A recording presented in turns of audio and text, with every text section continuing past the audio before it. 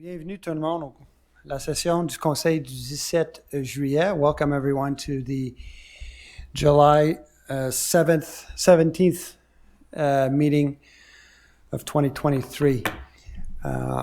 If we would just like to stand for a moment, we'll take a moment of silence.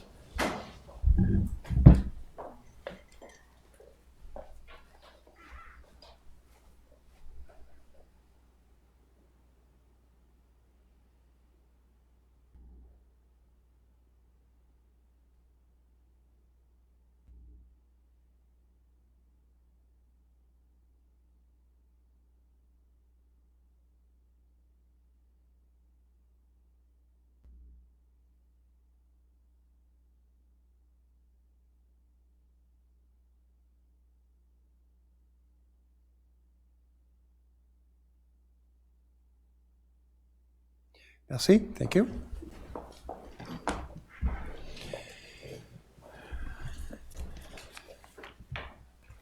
So if you're watching at home tonight, I hope you're comfortably sitting outside or maybe inside in the air conditioning. You have a glass of soda, water, or a drink, and you're relaxing and watching. So, bienvenue à tout le monde qui regarde ce soir à la maison. On va commencer avec... J'ai besoin d'un appuyeur pour appuyer Je propose d'adopter l'ordre du jour. Je seconde. Merci. Normalement, à ce temps-ci, on fait la période de questions. On a eu plusieurs questions en ligne. Ici, dans la 12 d'Alia, avec nous, on a 2 résidents. Donc, je vais laisser les résidents poser leurs questions avant que je fasse la liste. Est-ce que do you have any questions for tonight? Actually, I do have a question. So if you can go to the microphone. But it's not exactly concerning the city of Laval. It's concerning a friend of mine who lives in TMR. And Okay, so we're just going to ask you for your name and your Oh. address. my name is Matthew Vleklinski. I live at 780 Lakeshore, apartment 508. First time here, so welcome. Thank you. Thank you. It's a very nice location you have. And it used to belong to the nuns, I think, eh? Correct. They owned it for many years. This was originally the house is historic. It was built in the late 1800s. And we bought this property because we wanted, first, it has a great view on the lake. It gives us some public green access. And the building, the house itself is an incredible house. And it is worth saving. So that's the goal. That's why we purchased the property. Yeah. The nuns they added on to this, to the house. And this was their first chapel. And then eventually there was the annex, we'll call it the annex, which was used as a dormitory for nuns. But, in the late, we'll say in the last few years, there hasn't been that many nuns staying here. And I guess at one point they felt that it was time to sell the property, and the city decided with council to purchase it. I know because I had the pleasant experience of giving a piano concert for the nuns when they were here a few years ago. There were still quite a few, as far as I could tell, and they also used to give dinners in the basement. Not dinners, but sort of goûter Yes. for people that show up from our church, And they had, I think, a bingo or something like that, card games or something like that. But what is it actually used for now? Since it used to be sort of almost a hotel. For now, the city hasn't determined what we're going to do with the property. We're doing council here. Yeah. And again, as I mentioned earlier, the goal is to preserve the house, renovate it as best we can, and continue to do our council meetings here. For the annex, it'll be determined not in 2023, maybe 2024. There's some engineering reports and that are being done right now to see where we stand with the structure. I see. Actually, my question was, my friend asked me to ask you this question because she lost 2 of her family doctors. One of them went à la retraite, and the other one had some mishappenings with his dealings with women, and so he was not allowed to deal with women anymore. And seeing as this friend is a woman, she lost him as a family doctor. Do you have any suggestions what to do for her? Yeah. So the government, and maybe if you just want to leave your personal information with our assistant clerk over there after your question, we can get back to you. There is a link to the resources where you register and you're assigned a doctor. I know that works because that's what I had to do myself. No. Is it a long wait? I guess it depends on how long the list is. It's not instantaneous. I see. But I do know that doctors are taking new patients here in Dorval and over at the shopping center as well. At the shopping center, it's also a drop-in clinic to a certain extent. So if there's something critical, maybe she should try. Did you say he or she? She. And she lives in TMR, so she doesn't. She'd like to have a doctor near her place, But but the process is the same. We'll get you the information for the link where she can register for a doctor that will be close to her. Okay. Okay. Yeah. Yeah. Other than that, I don't know of any other process than registering with the government. Well, that was my question. So thank you very much for answering. You're very welcome.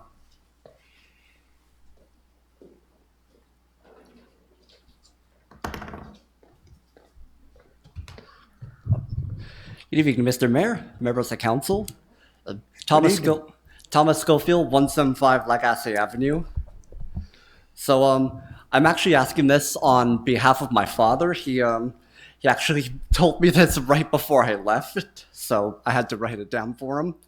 But at the end of my street, Lagasse, there's a small bit of land which I presume is city property, and there's a pipe on that land which is covered by rocks. And he actually has a recommendation. He says that when he goes down there with his 2 granddaughters, my nieces, he notices that the rocks on top of the pipe are quite large and quite sharp. He believes they might have been blasted from a quarry.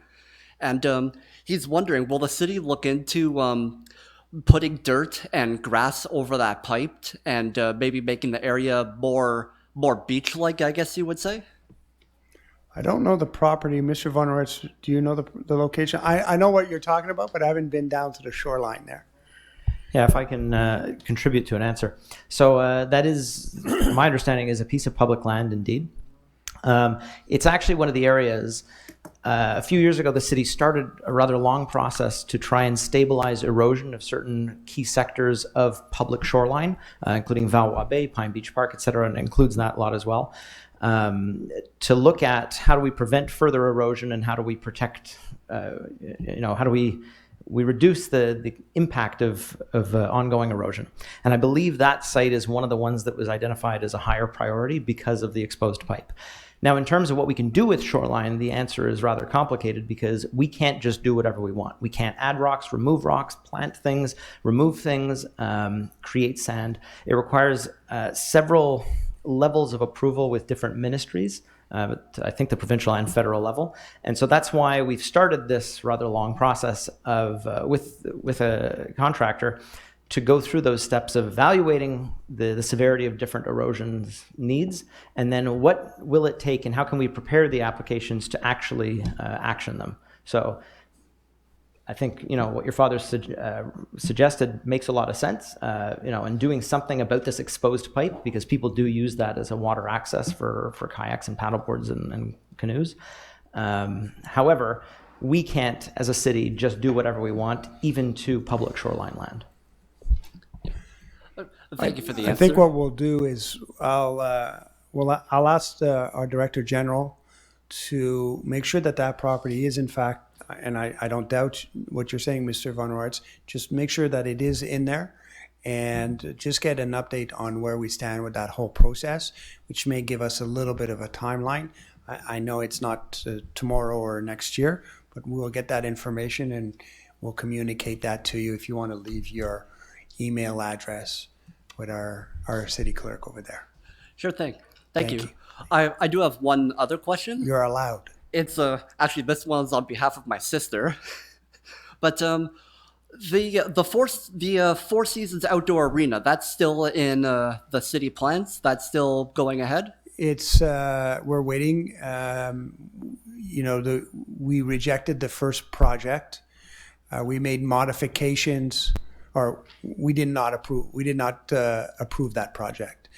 Now we've gone into a different process, which is called a design build process, and we're still working on the project. It's out for tender right now, and I'm hoping that we're going to have something to approve next month.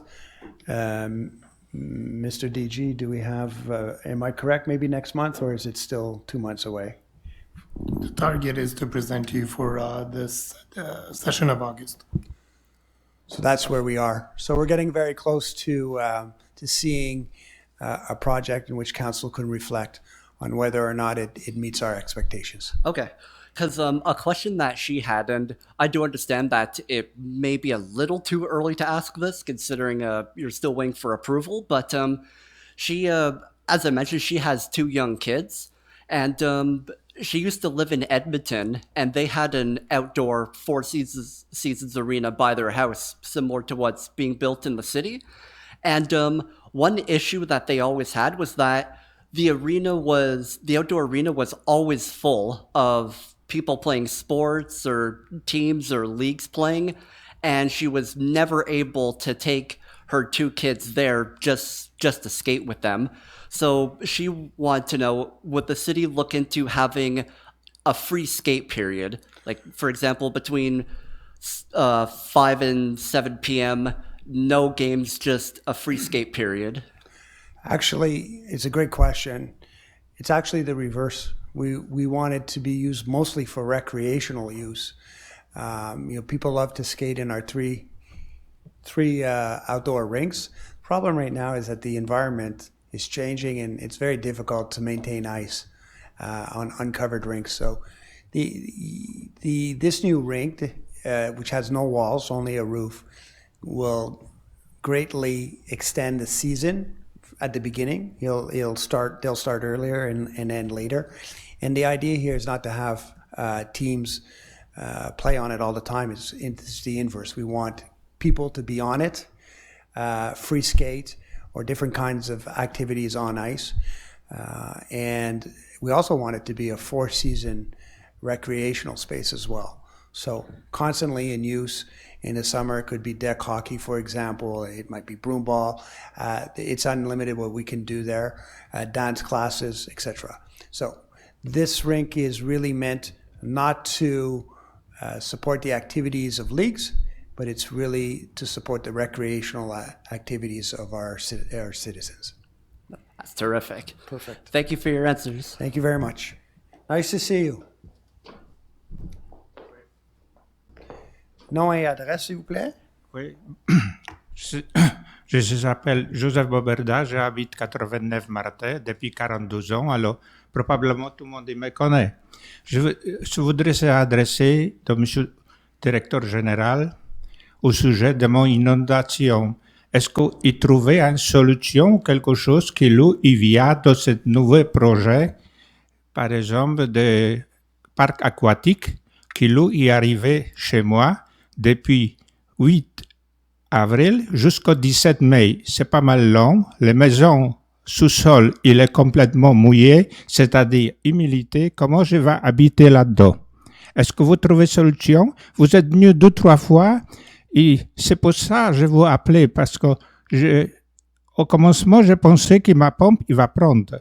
Les pompes, il est grillé. Alors, j'ai appelé 911. Je demandais, alors 911, je demandais pompier qui arrive, qui tirait le loup.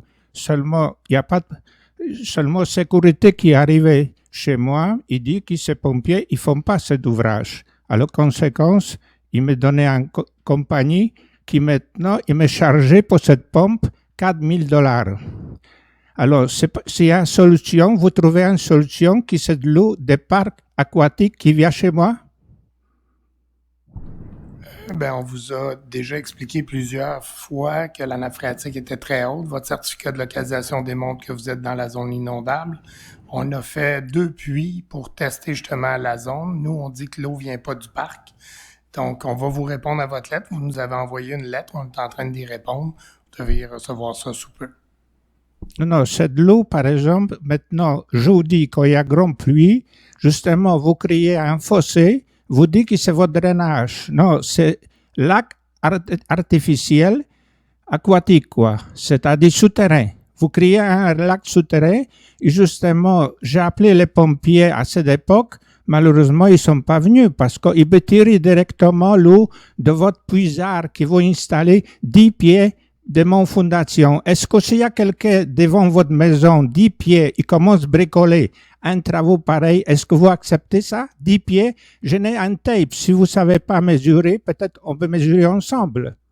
Écoutez, on va rester poli, M. Barbeda. Oui, On n'ira poli. pas dans les détails. Nous, on a des plans signés par des professionnels. Ce que vous dites, on n'est pas d'accord.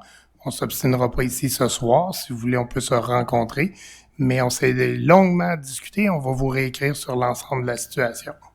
Moi, je ne sais pas, moi, je suis capable de discuter avec vous parce que vous voudrez me débarrasser de cette propriété probablement. Parce que déjà, deuxième coup, quand vous installez ici, refaire les parcs pour les automobiles, vous installez 3 grands arbres, seulement 3 pieds de mon fondation, c'est-à-dire dans la ligne de propriété. Et moi, je n'ai toute la ligne déjà, les arbres fruitiers, et vous m'installez 3 arbres tellement hauts, je ne sais pas à quelle façon ils vont. Seulement, ces arbres, il n'y a rien pour manger parce qu'il y a pavé à côté. Alors, le contracteur, il met beaucoup de gravier et beaucoup de poussière, c'est-à-dire les arbres, il va avec racines directement chez moi. Il va manger chez moi. Alors, est-ce que c'est logique? Ce n'est besoin de ces arbres? Il y a déjà, c'est pas suffisant? Monsieur, écoutez, on a eu ces discussions, je pense Monsieur le DG et moi-même, on a eu cette discussion plusieurs fois à ce point-ci. Je sais que vous êtes pas content avec la situation. Il y a beaucoup de maisons à Dorval qui ont des pompes dans leur maison. Moi, je peux vous dire que même aujourd'hui, elle roule. La nappe phréatique est pas pareille partout dans la ville. C'est très possible que chez vous, elle est un petit peu plus haut. Comme on a discuté, vous êtes dans la zone de 20 ans. Et ça veut dire que probablement il a de l'eau. On a installé 2 tuyaux en arrière où on peut mesurer le niveau de l'eau et être sûr que elle répond exactement au niveau du lac. Si le lac monte, là, on pourra le voir dans les 2 tuyaux qu'on a fait installer. Excusez, là, je suis pas très technique dans les noms de tout ça, mais c'est comme ça qu'on va voir si le niveau d'eau monte chez vous. Parce que s'il monte dans le parc, il monte chez vous aussi, là. On peut, peu importe qu'est-ce qu'on fait, on peut pas construire un mur qui va bloquer l'eau de traverser sur votre terrain. Par exemple, cette fossé quand vous creusez, pourquoi vous faites ce fossé? Parce que vous m'expliquiez que c'est l'eau, il va entrer dans la terre. Est-ce que, imaginez-vous, grande quantité de l'eau qui va entrer dans la terre, ça m'étonne. Et deuxièmement, vous faites le drainage de ce nouveau projet, et vous faites le drainage semblable, parce que c'est pas possible que ce drainage il est valable. Ce drainage seulement à côté, mon propriétaire, il y a un peu, c'est pas possible qu'il va, par exemple, au rue Chanchard. C'est pas normal, parce que dans 5 pieds de creusement, 5 pieds plus fond, c'est pas possible aller tellement loin, l'eau descendant. C'est-à-dire, vous voulez que l'eau, il monte. L'eau, il monte pas, c'est l'électricité, il monte. Alors, il y a quelque chose. Vous, par exemple, je ne sais pas, vous défendez un projet qui n'est pas défendable. Alors, c'est quelque chose qui, ça semblait quelque chose qui n'est pas normal. Vous comprenez? On a fait un drainage en arrière de votre terrain, hein, sur le côté de la ville, qui va drainer n'importe quelle eau qui est capturée sur les surfaces de jeu. Il y a du drainage dans le parc et il y a un fossé qui est derrière votre propriété où il y a un puisard. L'eau va aller dans le fossé et dans le puisard et ne va pas traverser sur votre terrain. Mais s'il y a de l'eau en dessous de votre terrain, dans la nappe phréatique, là, ça c'est partout dans le parc. Ça existe dans notre parc, ça existe chez vous et possiblement chez vos voisins aussi. Les compagnies qui ramassaient beaucoup de quantités de terre qui étaient sur le parc, ils remplaçaient par les graviers. Est-ce que c'est quoi plus cher? Terre ou gravier? Pourquoi ils font ça? Et deuxièmement, pourquoi il n'y avait pas aucune surveillance de ces travaux? Parce que j'ai demandé qui surveillait ces travaux. Vous n'êtes pas capable, par exemple, de présenter cette personne. Je suis pas sûr de ça. Je pense qu'on a eu notre équipe d'ingénieurs qui ont eu beaucoup de discussions avec vous sur pour expliquer cette question-là. C'est pas la première fois que vous la posez. Je pense que c'est la 3e, 4e fois. Et on répond tout le temps avec la même question. Nos professionnels ont été là pour vérifier ce que vous dites. Et comme je viens juste d'expliquer, l'eau dans le parc va rester dans le parc. Il va drainer à différents points à travers le parc. Il y en a qui va drainer vers le parc Saint-Charles, la rue Saint-Charles. Il y en a d'autres qui vont aller dans le fossé qui est derrière votre maison, qui va aller dans un puisard. Puis là, il va aller dans le réseau de la ville de Montréal. Oui, cette puisard qui est en face de ma fondation, 10 pieds, comment ça se fait que vous pas installé les pompes au commencement? Vous entrez dans les factures de $4,000. Vous n'avez les pompes à cette époque. Vous savez pas quoi faire? Mettez les pompes dans les puisards, de votre puisard, semblable à cette puisard qui va faire les miracles. Et installer une pompe et tirer cette eau. Pas envoyer en mon fondation, mais des Français qui servaient juste pour mon maison, se poser, ramener toutes les lots dans mon puisard dans le sous-sol. Alors, c'est-à-dire, sous-sol, il est humide parce qu'à cause qui grande quantité de 8 avril jusqu'au 17 mai. Alors, c'est pas mal long. Okay. Jour et nuit. Donc, à ce point-ci, là, je suis pas sûr. On est prêt à vous rencontrer encore. Non, mais non, on tourne un peu en rond. Pas cette façon. Voilà, ça fait 2-3 mois qu'on discute du même problématique. On vous l'explique et là, vous me dites que qu'est-ce qu'on fait est pas correct.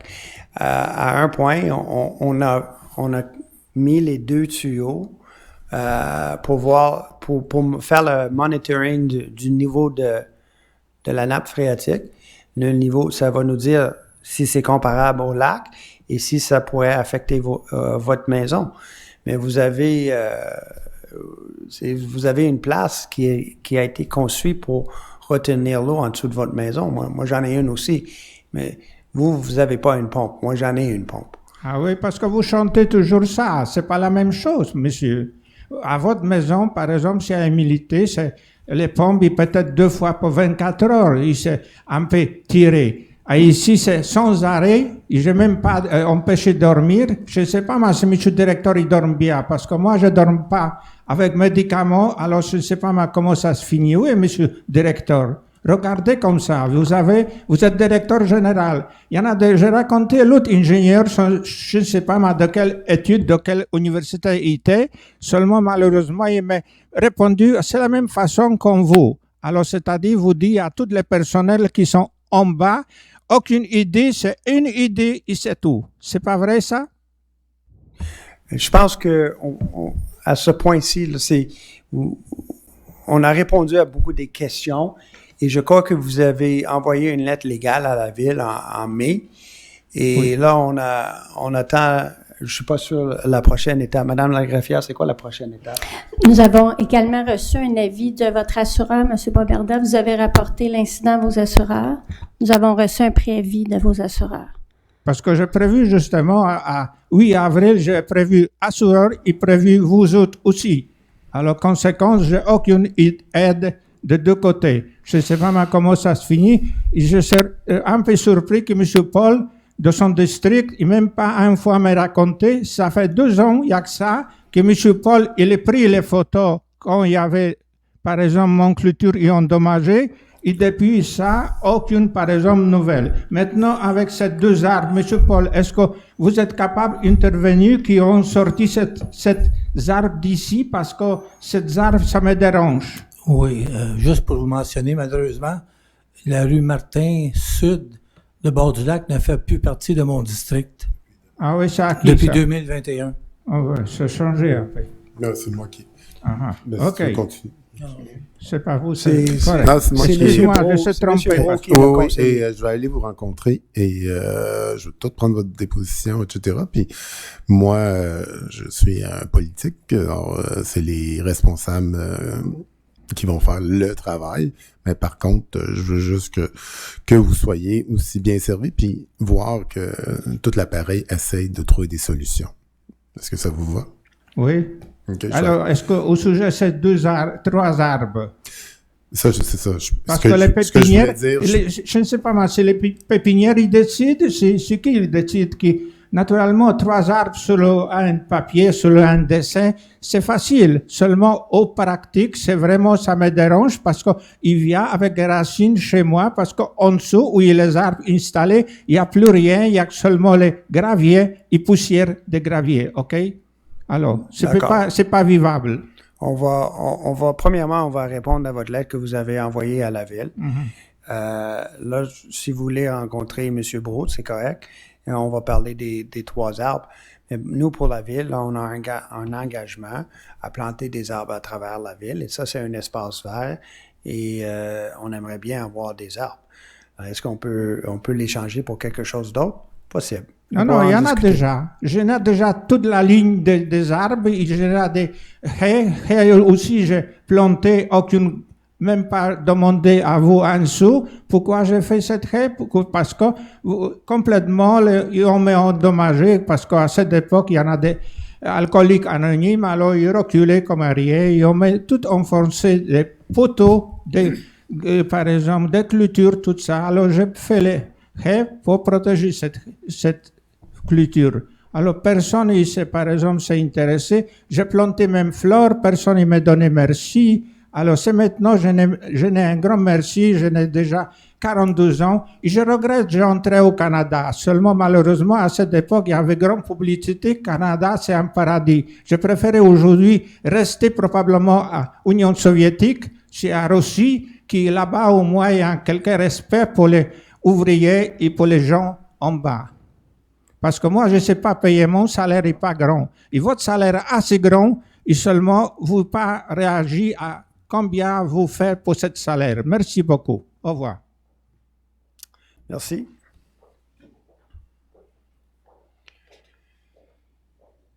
Bon. Avant de continuer avec les questions en ligne, je pense qu'on a 8 ou 9. Monsieur Pellissard, là, vous avez envoyé des questions en ligne. Je vais vous laisser aller au micro si vous voulez. Monsieur Nezola, vous allez être prochain. D'accord. Bonsoir. Good evening. Ça marche? Bonsoir. Urban planning study. When this study was launched on December 20, 2022, the schedule called for phase 04 to end the end of the study to be completed by June 2023. My question is, has the mandate issued to BC2 been completed, or is the study ongoing? If so, when will it be completed? Okay, so there's more to go. First, there's we're going to say a resume of what came out of all the consultations. That will come out likely in October, Mm-hmm. And that will kind of close the chapter of public consultations, because we had different channels of communications for the consultations. So I expect that to come out in October. It could be sooner, but I'm going to say October. I don't want to say September, because September 1st I'll get an email saying it's September. No, I understand. You understand? It's just that the initial projection of June was obviously missed. It's not being completed. Well, let's say it's moved to September, October. It's moved down the road. Yeah. Okay, so there are And things. then there's other steps after that. We still have to approve all kinds of changes to our urban plan. Well, that's the point, because there's a question not asked here that follows this, is that there's a lot of proposed regulation, there's proposed final concepts of what the direction that this is taking. Nothing has been presented in terms of where we're going with this study. So the conclusions of the study have not been presented. And that's my point, that we need to see those conclusions before we can have any form of exchange and conversation between the public and the city as to what is happening with this study. Because the study is fine and grand to do a study, but at the end of the day, what the results of the study need to be discussed and reviewed, not just within the council, but by the city as a whole. Well, part of approving any kind of bylaw changes is that there'll be discussions, there'll be des avis publics for them anyway. So people will have lots of opportunity to discuss all the zoning changes that are going to come out of this whole discussion. We are going to have this information, a synopsis, as you would say, or some would say, of what came out of consultations. But I want to set expectations. We're not having another consultation. We've had consultations. We had the survey. No, it's not we had consultation. public- It's not an issue of consultations. It's an issue of discussion of what is being proposed. In other words, if the city comes out and proposes what is the result of this study, I think the citizens have a right to respond to that, what is being proposed. Correct. So Okay. we'll see the information September, maybe September, likely October. I'm a patient guy. Okay. Name of St. Charles Park. Last month, when I resubmitted a request to have the name of St. Charles Park changed to McEachern Park, which was initially issued by Richard Picard, the historically correct name for this park, the response by the mayor was no, because, and I quote, people currently know it as St. Charles Park. This is a very weak excuse, and one that does not stand. After all, the library and Dorval Arena were renamed. Certain streets in Montreal have been renamed over the years. Why not this park? Having undertaken changes to the park to be completed this autumn is the perfect occasion to correctly rename the park as McEachern Park. There is no reason for its current name other than being beside St. Charles Street. This would enhance a better understanding of the city's history and lend more interest to the pending plaque to be installed. I think you mentioned the plaque is pending. Absolutely. Okay. And which would obviously give the history of that location. I know the mayor's answer to this question, which I hope he will reflect upon. My question is, can I please hear the opinion of each councillor on this issue? Yeah. Monsieur Trudeau? So questions are addressed to me, and, at this point, I think that, council is here. Questions can be asked, but we're not going to become a place where every time someone doesn't like an answer, we're going to do a poll of the council. My answer has always been that we're not renaming St. Charles Park. It's been St. Charles Park for a very long time. We've followed a lot of the requests of the population. With the phase 2, we've worked hard based on demands from citizens on rebuilding the wall in the best possible historic manner. We have a board, not a plaque, but a very large board that's going to be developed with the history of the park for everybody to read as they enter the park. And I think that is more important than just the name. It's a component. It's a component. But it doesn't recognize the history of that land and its location and the importance of Mr. McEachern in Canadian history, which is far more important than saying the name of St. Charles. And I disagree with you. I think I have a right to hear what the councillors hear on this say, because I understand your opinion. You disagree. We disagree. We agree to disagree. But the reality is the name of St. Charles has nothing to do with this park. I understand, but we are respecting the history of that park. No, you're not. With the panel is being done with our communications team and the Historical Society, who have put together a whole history board with pictures, historic pictures of the property, and explains the importance of that property. The name in itself doesn't explain the history. The panel, the information panel that we're going to have is what is the most important piece. They work together. The name of the park is relative to its location and what it's the history of that land, and it recognizes an important person in Canadian history. St. Charles recognizes nothing. It has no value.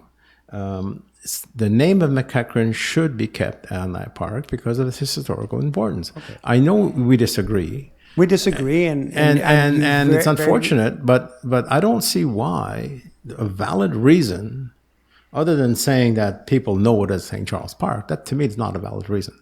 The history of that park, history of that land, is, and that location and that person is tied to that land, and that is, we're slowly eroding, piece by piece by piece, the history of Dorval.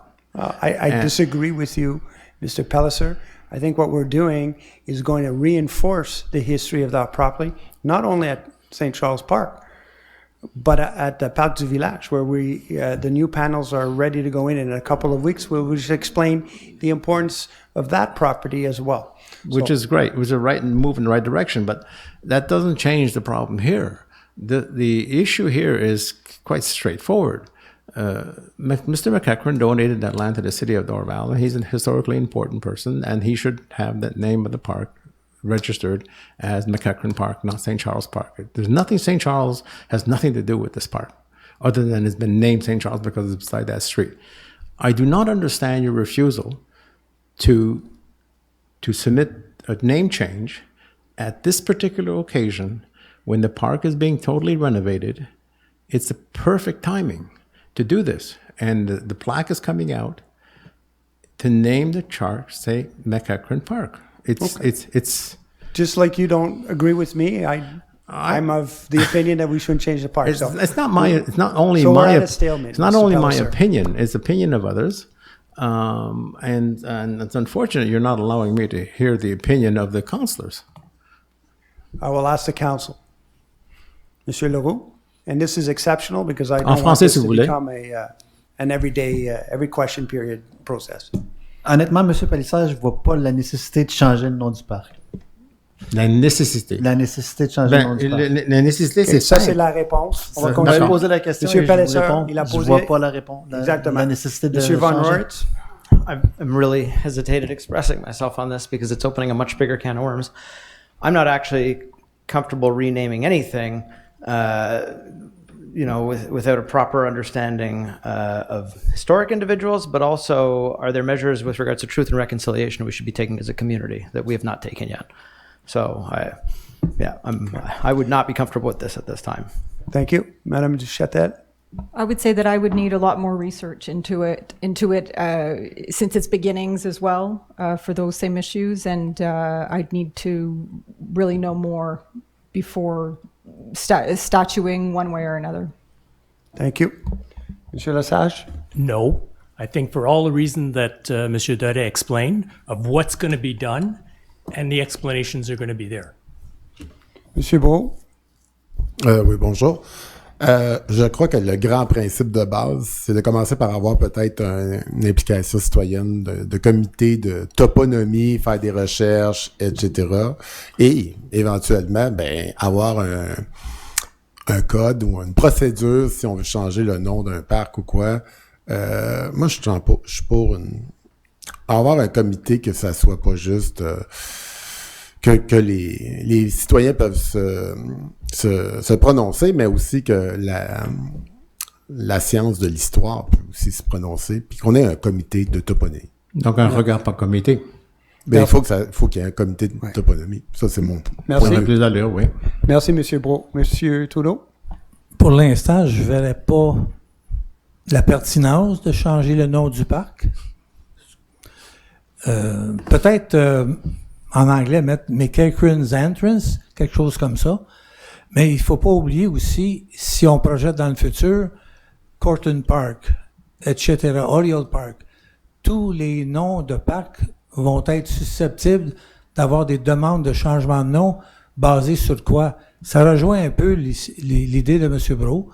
Il faut peut-être, comment dirais pas glorify, mais monter quelque chose qui ressemblerait à un comité qui pourrait étudier de telles demandes. Mais pour l'instant, je ne verrais pas le changement approprié.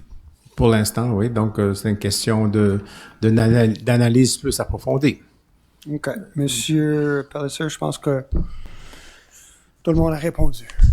D'accord, on va en débattre à l'avenir encore. Parfait. Bonne soirée. Merci. Monsieur Nuzzola?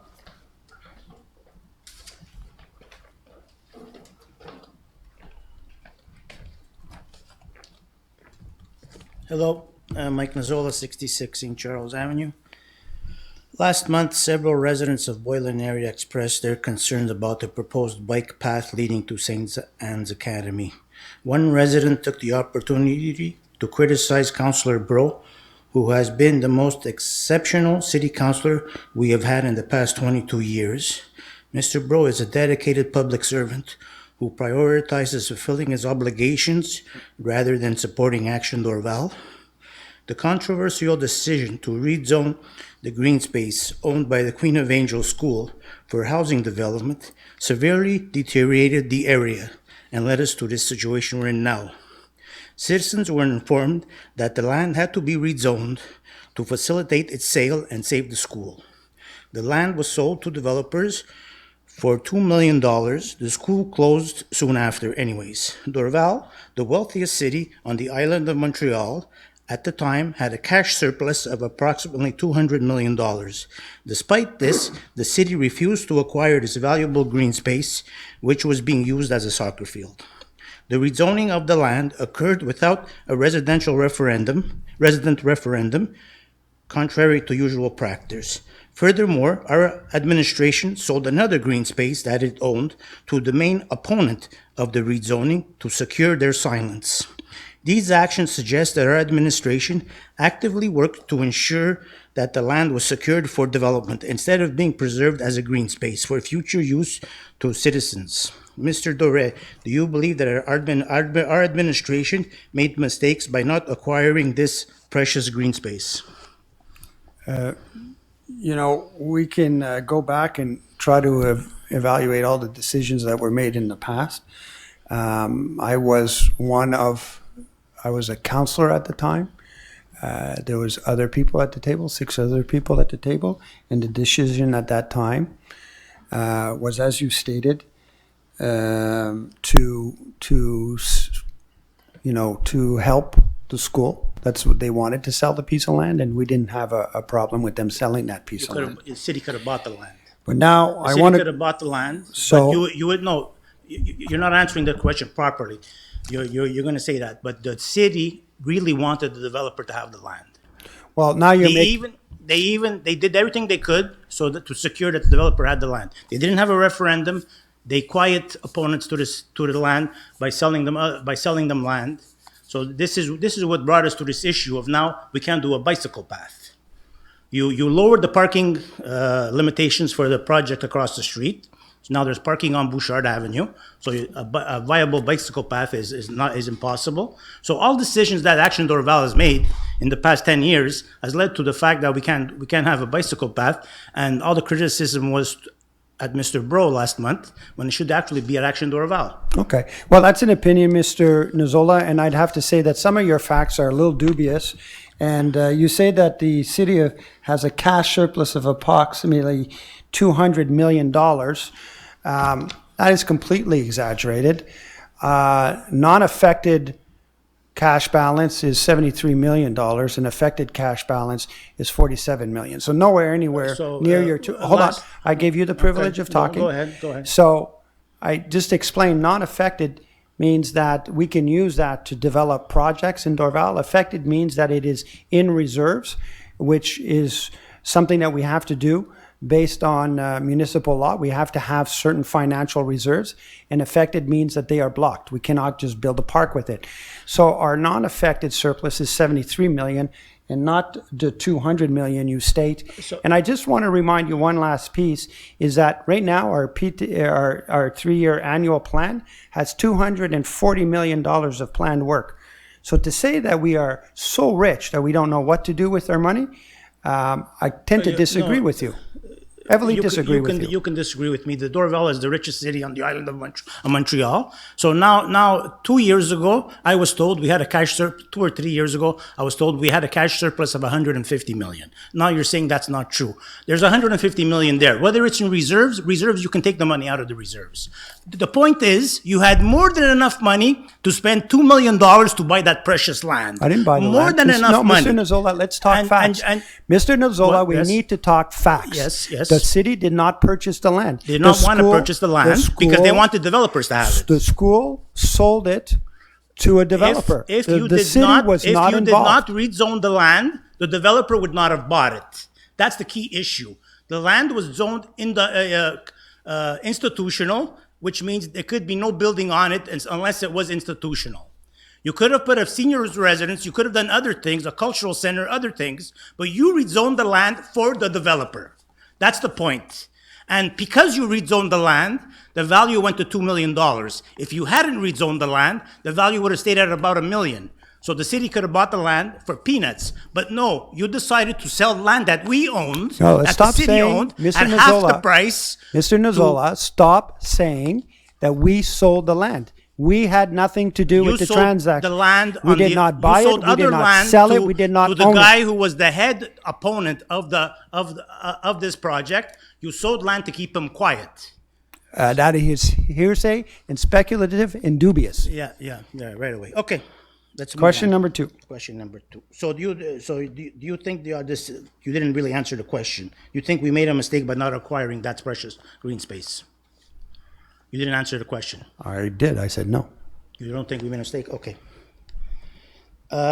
Question 2, equal justice. Our city council punishes citizens who speak out about dubious actions and decisions it makes, yet it defends, supports its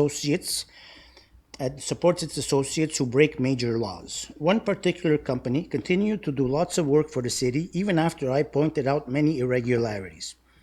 They would get every contract to repave our parking lots, basketball and tennis courts. Work was never done as per tendered specifications, saving the company tens of thousands of dollars, while costing taxpayers hundreds of thousands of dollars, as most of their work had to be redone a few years later. This company was labeled by the judge in the Charbonneau Commission as the leader in the corruption racket in Laval. Despite all this, our administration continued to deal with this company. They were allowed to demolish a house in our city with no permit and no inspection, saving them tens of thousands of dollars. Most homes from that era contained asbestos. They also used, in my professional opinion, contaminated soil in lawn repairs, which they installed in front of our homes, parks, and churches. When I expressed this opinion, no one on city council made a comment. Proof in my world that they knew this was possible.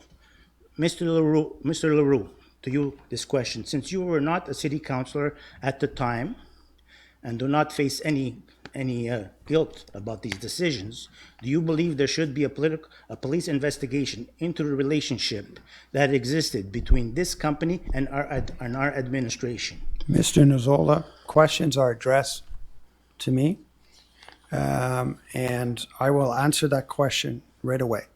A lot of what you said I'm here, asking it to him. You asked it to me, and I can defer it to Monsieur Leroux after if he wishes to take it. That's in our règlement interne de gestion for this meeting, but I will answer that question. A lot of what you said here is conjecture, is possibly untrue, and a lot of which, in my opinion, is false. It's my opinion. We are giving a contract tonight to a company that meets all the requirements. You know that the Charbonneau Commission has a list of companies for which cities cannot deal with in the company that we are using, that we will be using for a project that will be approved later, is not on that list. And so we are 100% legal in how we proceed, and doing anything otherwise would probably put the position of severe legal consequence. Okay, so I want to reiterate, we are giving a contract Is it legal? to a Is it company. legal that you give a company a contract and they're supposed to meet tender specifications, which says you have to put in a new foundation, 18 inches, dig it out and put a new foundation. They don't do it, and you accept it. And when I bring this to the attention of the council, the former mayor says, well, that's public works. They're supposed to be supervising that. Okay, I can't speak for decision. As when I you said, say, so is Today- that legal? Is that legal? Is that Today- right? Is that today- right? Is that right that Mr. Nuzzola? every court that he did had to be redone within 3 years? And I predicted, I said that basketball court will collapse. And the spring after, it collapsed. And he had 9 big patches in it, in a tennis court, and you said it's okay because he's going to paint it over. Mr. You said Nuzzola- that was okay. So Mr. you're telling me that's legal. Telling me that's legal. All that is legal. I'm telling you, Mr. Nolzola, and that's the end of this question, that we are dealing with a company that the Charbonneau Commission has likely reviewed, and I can tell you today that it is not in the registry of the RENA, and so we are proceeding. Maybe I don't know if what you're saying is accurate actually, because the company was found guilty. The judge says they were the leader of the racket in Laval. He was found guilty. He spent time in jail. Now you're saying he's not on the list of bad companies, but he was convicted. The judge called him the leader of the racketeering racket, and now you're saying he's not on the list. So I don't know if that's true that he's not on the list. I know they change names of their companies often. I will ask Madame Lacreffière, in the research that we have done, is this company that we're dealing with for a future project on the list identified by the Charbonneau Commission? No, it's not. They were never on any list that you're not allowed to work with them, or is it because they changed their name, or they don't exist anymore under that name? But the division des ressources matérielles did a lot of researches and verifications, and they confirmed that it's... I don't care what they're doing now. I care about what they did in the past. Mr. Nuzzola, that's the end of that question. So wait okay? a minute. No. The city of Montreal, Mr. Nuzzola, went back. Mr. Nuzzola, we've answered the question. You don't like the answer, and you can't just automatically say that you don't believe my it. facts are not true where they are true. The city clerk has explained what we've done. I made it up. I didn't make it up that every 3 years you have to redo the same parking lot. I didn't make that up. That's a fact. I didn't make it up that he didn't put a foundation when he was paid to put a foundation. I didn't make that up. I have pictures of it. I didn't make that up. I didn't make it up that the court sunk the next spring. I didn't make that up. That happened, and we had to redo it. So I didn't make that up. Okay. Question number 3. You didn't ask Mr. Leroux if he wanted to answer. Monsieur Rouleau. Monsieur Leroux. Merci, Monsieur le Maire. So, Mr. Nizola, I will suggest greatly that if you have any proof of what you're saying, that you call l'UPAC and have them investigated. Unless you do that. I just gave you all my proof, my evidence. I just gave you again, all my evidence. I am not a judge, so. You're not a judge. I'm asking you as a lawyer and as a public servant. Mr. I'm Nuzzola, asking you, does this look suspicious? And do you think there should be a police investigation? Mr. Nuzzola, Monsieur Leroux has answered your question. And police please move on to question number 3. Police investigations are done to acquire proof. That's why police investigations are done, to get proof. Okay, so Mr. Nuzzola, we've answered your question. Let's move on to question number 3. If I can just add one more thing on Question that, number on this 3, issue. Monsieur Nuzzola. The city of Montreal went back. Mr. Nuzzola, if you don't go to question number 3, I'm going to ask to cut their mic off. Did work like this, and they got a refund. Many of them had to give back money. I'll turn on the microphone again if you go to question number 3. Thank you. I would like to inquire once again about the fund to assist and support Dorval citizens. Last month, there was some confusion, as you did not answer the questions in the order that I presented them. Furthermore, you mentioned multiple times that the grants were given to the Irish dancer even before I had asked about it. Well, you explained that the documentation containing personal and private information, including credit card numbers, could not be provided to me. I recall that in previous requests, such sensitive details were blacked out from the documents shared. Could this practice not be applied again? I would also like to know when you will provide me with all the documentation showing all the citizens of Dorval awarded grants totaling $18,000 to this individual.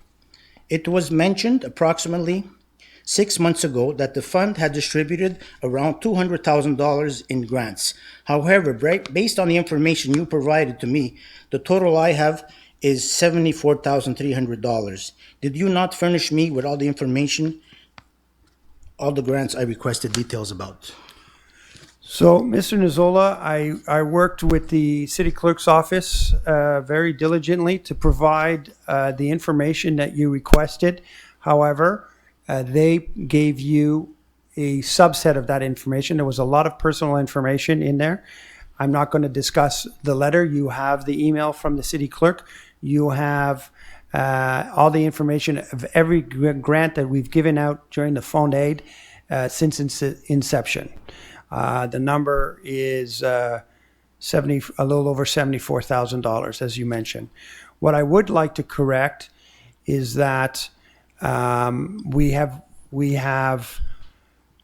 not just the Fond Aid, it's also used for our parks. It's a Fond Aid aux citoyens de Dorval et Espaces Verts et Parcs. We've provided $100,000 to the French School Board to help with their schoolyard park. We recently provided $47,000 to the English School Board for a shade sail over an outdoor classroom that ADM built for them many years ago. And if you add your $74,000 for the Fond Aid, which was your request, which was in regards to the Fond Aid aux citoyens, that brings us to about $221,000 or $22,000.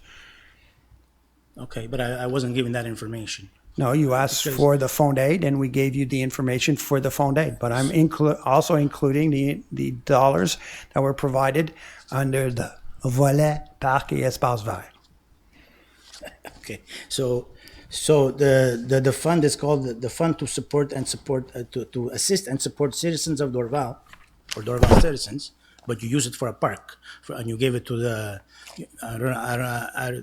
Maybe you should change the name of the fund. It's when was the money given for these two other for the 100,000 and the 70 and the other 74,000? Well, the 47,000 was last meeting, and the 100,000 I would say was about 4 years ago. About 4 years ago. I'd have to check the exact details. Okay, so you gave me all the information then of everyone who received every grant. Your email and request to access of information was for the Fond Aid, and they provided you every grant that we provided since its inception. Okay, that's good. But you don't want to give me proof, receipts of bills and stuff like that, documentation to justify why you gave the Irish dancer $18,000, for example. The city clerk's office explained that to you. If you question, but in the past, when you sent me sensitive documents that you consider sensitive, the sensitive stuff, the credit card number could be blacked out. So if the dancer requests $5,000 a year and she has to come to you with receipts to justify that the citizens of Dorval should give her $5,000, she has to have receipts.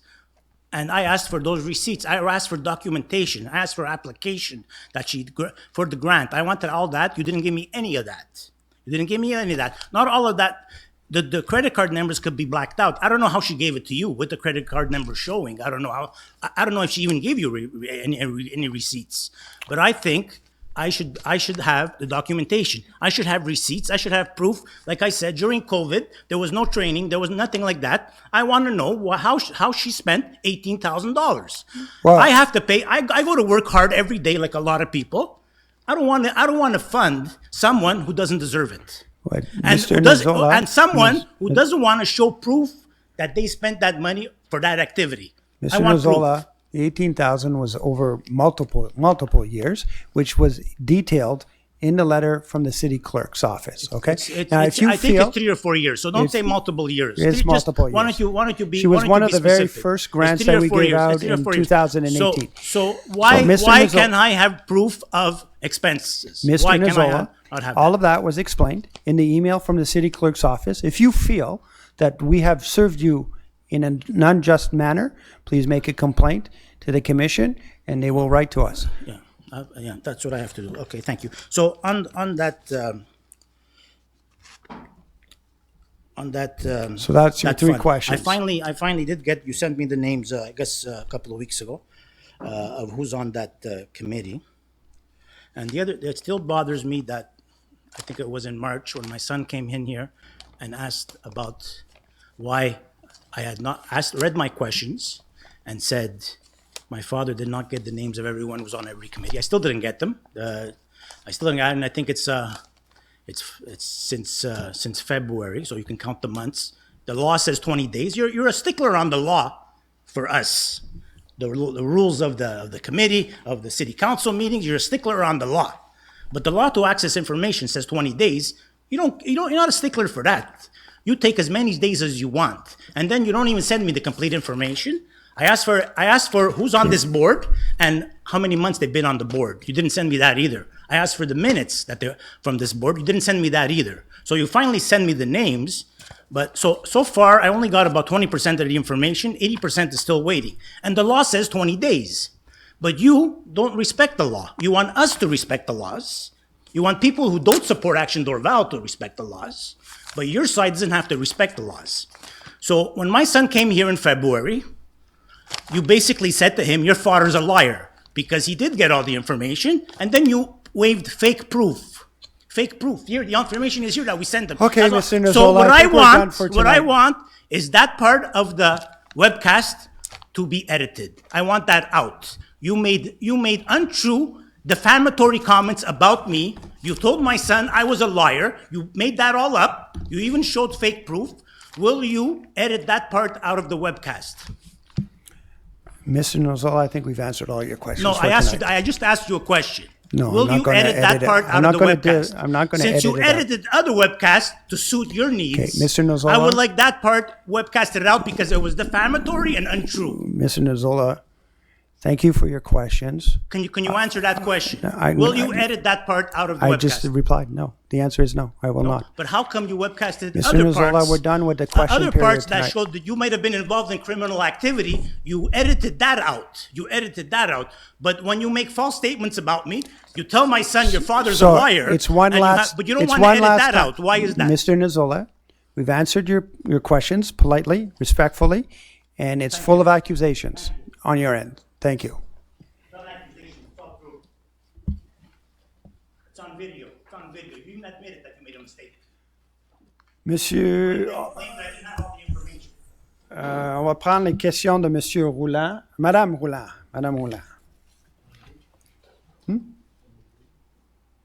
Yeah, sure. Je vais lire les questions, puis Monsieur le maire va les répondre. Première question reçue en ligne. Géraldine Roulant de 115 5e Avenue. Première question, avancement, plan directeur des pistes cyclables. Question 1. Le procès-verbal du conseil municipal du 16 mai 2022 mentionne que ICOM Consultant Inc. a été retenu pour réaliser un plan directeur des pistes cyclables sur le territoire d'Orval pour un montant de 36 019 $, toutes taxes comprises. Quel est l'état d'avancement de ce plan directeur des pistes cyclables sur Dorval? Question. Madame Roulant, j'ai des bonnes nouvelles. On a reçu une bonne partie de l'information qui était nécessaire pour avancer avec notre projet, donc une carte de piste cyclable. Monsieur Rouleau va convoquer le comité cette semaine à une réunion qui va prendre place avant la fin du mois. On le sait, je crois que Monsieur Rouleau, moi-même et Monsieur Brault sont sur ce comité-là. Et aussitôt qu'on peut fixer une date pour une réunion, on va commencer à procéder avec la prochaine étape. Merci. Question 2. Avancement, plan directeur corridor scolaire. Le procès-verbal du conseil municipal du 16 mai 2022 mentionne que ACOM Consultant Inc. a été retenu pour réaliser un plan directeur des corridors scolaires sur le territoire de Dorval pour un montant de 38 496 $ toutes taxes comprises. Quel est l'état d'avancement de ce plan directeur des corridors scolaires sur Dorval? Madame Rouland, à ce point-ci, on n'avance pas avec ce projet ici comme tel. Il va être redémarré, donc on n'a pas commencé le mandat et il ne va pas être commencé cette année. Il va être mis en action en 2024 et il va être fait avec les consultations de plans de mobilité pour la ville de Dorval. Donc, je peux vous dire qu'on n'a pas commencé ce dossier. Oui, on a approuvé un contrat, mais on va commencer à travailler là-dessus en 2024 seulement, quand on va faire le plan de mobilité, la consultation de plan de mobilité pour la ville. So, merci beaucoup pour votre question. Prochaine question qu'on a reçue, c'est de Teresa Glodecki, 291 Hanfield Circle. 3 questions. First question, agenda item 4.15, bicycle path Bouchard. Where exactly is this going to be? Does the city know yet? Excellent question, Mrs. Glodicki. There's 2 parts to this project. There's going to be a new marked bike path along Georges V. The details will be worked out very, very shortly. And also, the second part, it's not a phase, but the second part of it will be to renovate the bike path that exists on Bouchard. Presently, it doesn't meet the width requirements required for a full-fledged bike path. There are obstacles in the way that needed to be cut, such as trees. So the plan now is to go ahead and make a full-size 3 meters, Mr. Rouleau? 3 or 3.5 meters? 3 meters wide. 3 meters wide, an official bike path all the way to the school, fully protected, not on the roadway as we do today. So we'll be approving this today, and we expect them to start in the coming days and weeks. The date for completion of that project is, remind me, Monsieur Rouleau? 22nd of September. So, yes, there'll be a little bit of time where school will have started, but we're working very hard to make sure that it gets done as quickly as possible. Question 2, answers to questions urban planification exercise. When can we expect the next step to be completed in the process? When will the actual plans regarding Bell Land development be available? Okay, another very good question. As you know, we're still we've done the consultation phase. Now we have a report to publicize, an information board on where we stand. And then the next big step is to change our urban planning regulations. And we expect that will take us hopefully to the end of December, possibly January at the longest. Until all these urban planning changes are passed at council and approved, we cannot say what's going to happen on the Bell property, other than anything that's been said in the past. The developers have not shown us anything. We're not in discussions with the developers, and so I don't foresee that there will be anything that will be talked about in regards to that property well into 2024, maybe 2025, where we might have a better idea. So hopefully that answers that question. Question 3, survey on parks and green spaces. Why was so little time given to fill in the questionnaire on parks and green spaces? What percentage of citizens responded? Okay. So that survey that was done, my information is that 403 people responded to that survey, which is it's a fairly large amount. It lasted for 3 weeks, and I want to make clear to everyone that this is not a big part of the consultation. This consultation will take place well over 9 months, It will include a lot of discussion, a lot of meetings with residents, and a lot more surveys to better understand what the needs are in regards to leisure and culture in the city. This survey was to kind of identify some of the biggest priorities and some of the least things that have little or less priority for residents, so that we can plan the meetings that are upcoming. And the reason for this, we work with different associations. The AQLM is a leisure association here in Quebec, and we use their recommendations for this survey. So I just want to reiterate that this is only the beginning. The survey was meant to help us guide the next few consultations that are going to take place in the coming months, and that this is not the end. This is a preamble to the beginning of the consultations that are going to follow in the following months. Hopefully that answers your question, Mrs. Gladicki. Thank you. Next question's from Murray Levine, 60 Toblake Vaudreuil. Question 1, report to the residents of Dorval. Last October, this council had a Zoom meeting with Dr. Parissa Aria regarding a life-threatening pollutant in the air of Dorval. The mayor told me last October that he would report on that conversation at the November City Council meeting.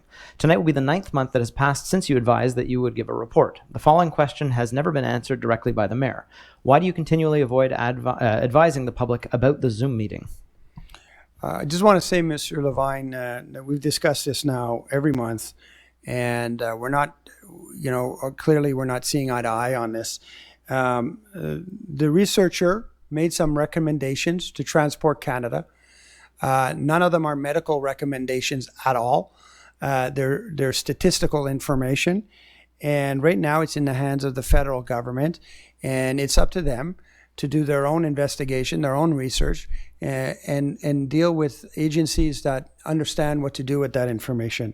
I'm not going to sit here and decide what is hazardous and not hazardous. This is not my competency, and as I said many times, this is a jurisdiction of the federal government and Santé Publique. Question 2, Santé Publique.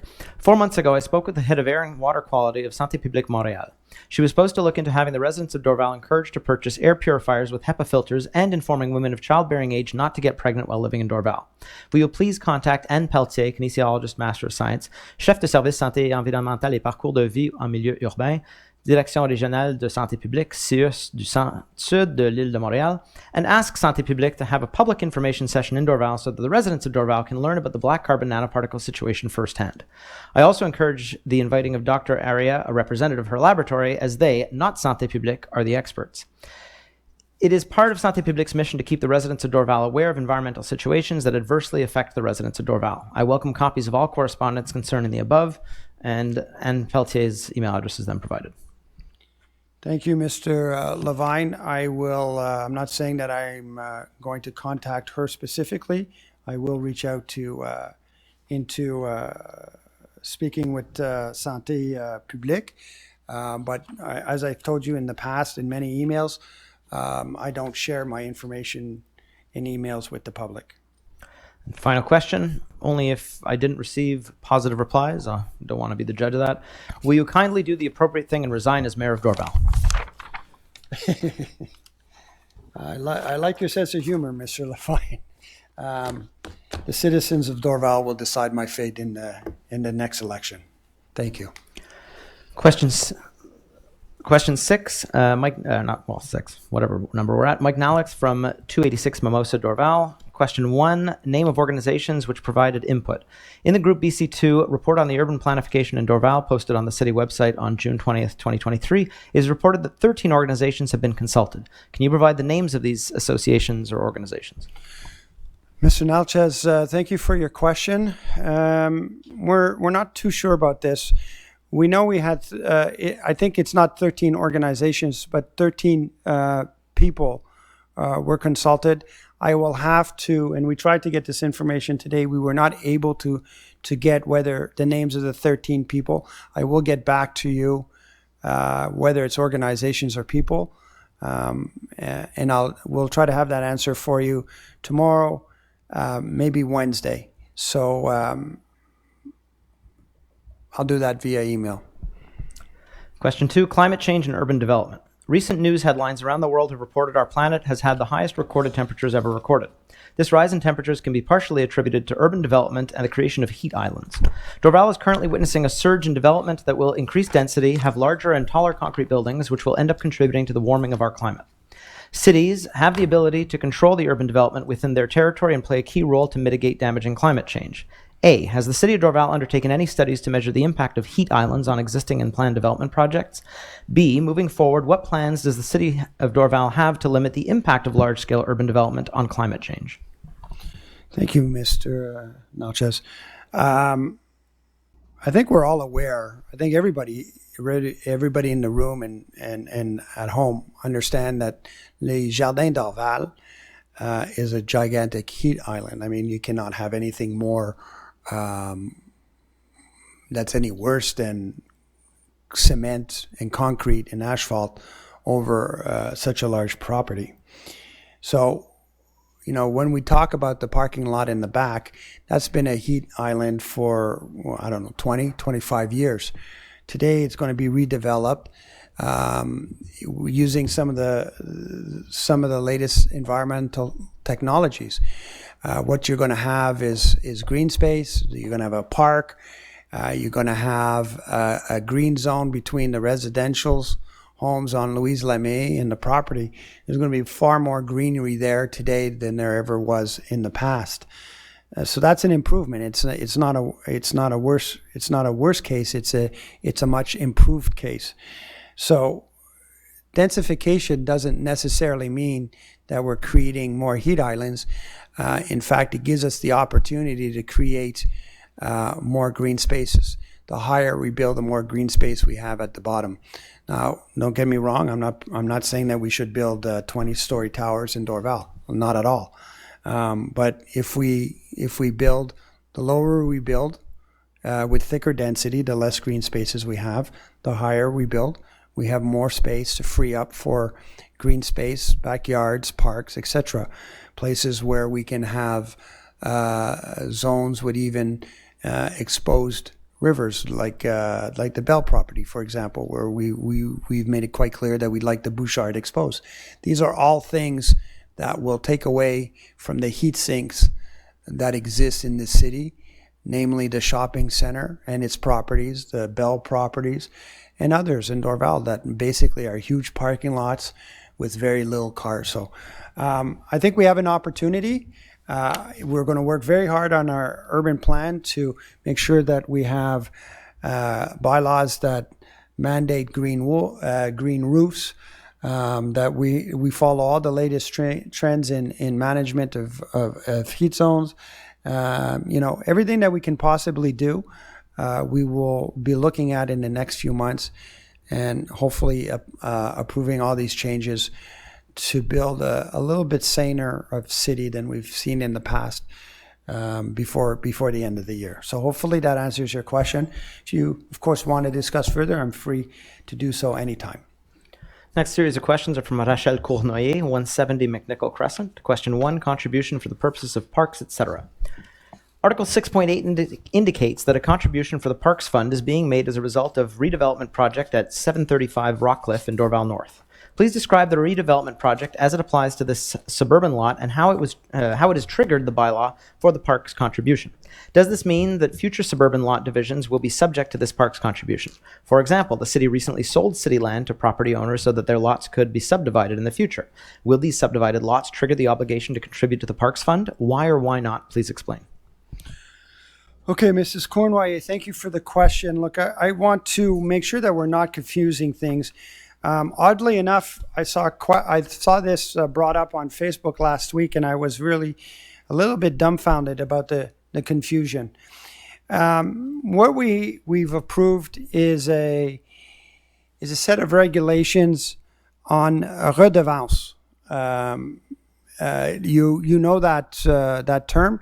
We've discussed it here in council, and that is going to be, that's a new taxation that's going to only come into effect in 2024. It's not even in effect today, and it's where a developer who builds more than six units, will have to pay us a set amount of money for the city to reinvest in improving the urban landscape, whether that's parks, whether that's more streets that are more bike friendly or people friendly, etc. So that was approved in the last few months, and that only comes in effect in 2024.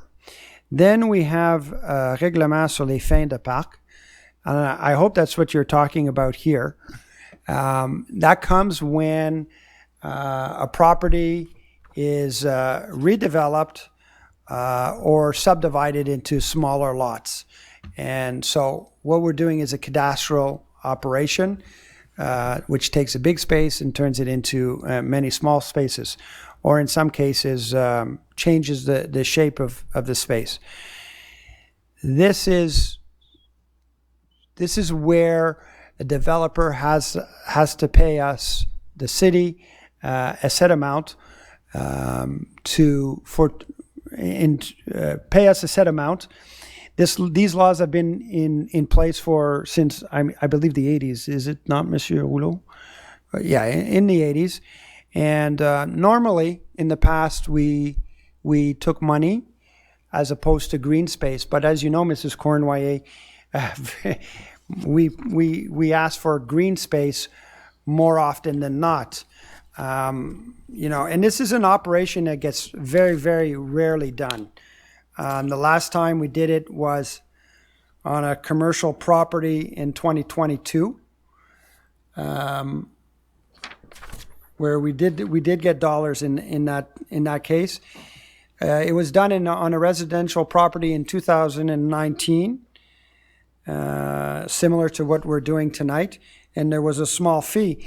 Residential properties, we're not going to ask for land to make a green space, a public green space on a property where we just build a house. We've done it in 2018, 2012, 2011.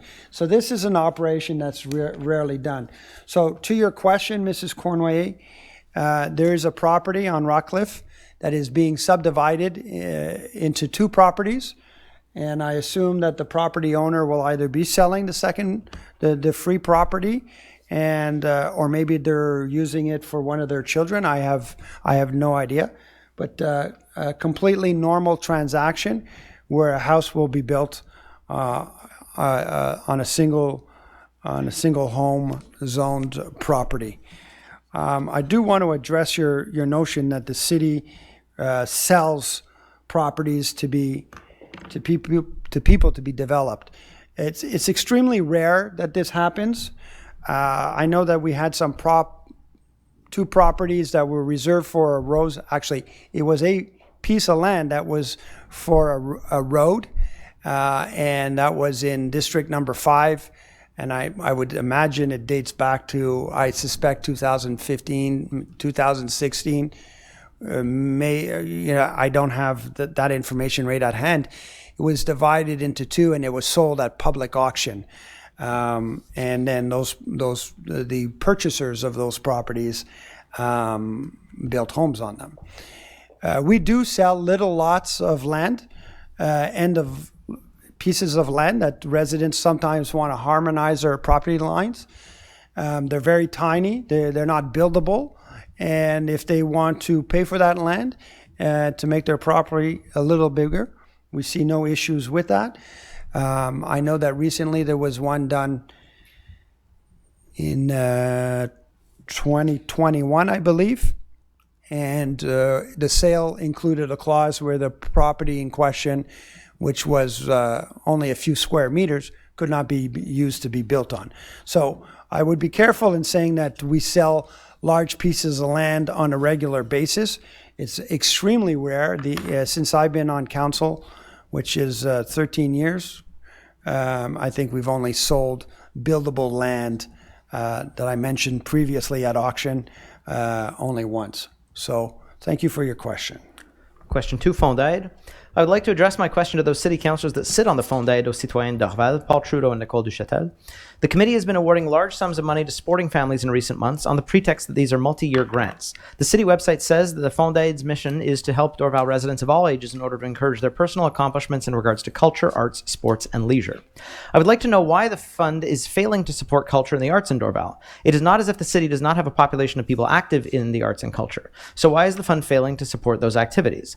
What is being done to ensure that the fund responds to its stated mission and starts supporting arts and culture? Please don't say that it is because people are not applying. If they are not applying, this indicates a serious problem that is preventing them from doing so. So what is being done to correct this, Mr. Trudeau and Madame Duchâtel? So, Mrs. Cornway, I'm going to answer that question, and I'm going to tell you again that for many years there was very few requests, and the ones that did come in those times, and very few, did not meet the conditions of the Fond Aide. I'm very happy to tell you that the Fond Aide will be getting together over the summer to approve a number of requests for funding on the cultural side. I'm going to say it's about 10 or 12 or so, but please don't hold me to that. But there's a large portion that came in the last, I would say 6 to 8 weeks. And we will, the committee will get through them, and hopefully we'll have some to announce at the next meeting. So I do think that people are starting to understand what the fund is for, and I look forward to bringing some to council for approval in maybe as soon as the next meeting. Could I add? I'm sorry to that. Go ahead. I just want to say that I think we've tried to certainly make an effort to make it known more, that it does exist, that we do encourage it. In the communiqué, I've seen it several times on the electronic boards. We talk about it anytime we meet groups, art groups or culture groups at schools and things like that. So we are trying to make an effort to make it known. And hopefully that's the result of these many more applications that we've received. But we'll continue doing so. Thank you. Good. Question 3, update on the revisions to the urban plan. The city described a process last December to look at densifying 8 areas in Dorval. Where are we at, and when will the city be releasing more information? So I think, Mrs. Cornway, for not to repeat myself, we've answered that question. It's going to be likely in October.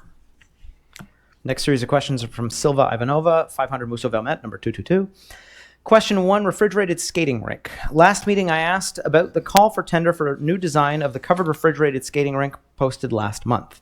I mentioned the past expense of $432,953.31 for professional services in architecture, engineering, project management, and supervision for the same project, and I asked if the new call for tender is for different size or location, and Mayor Doré said that the specifications are the same and quoted a law about not being allowed to submit the same project twice.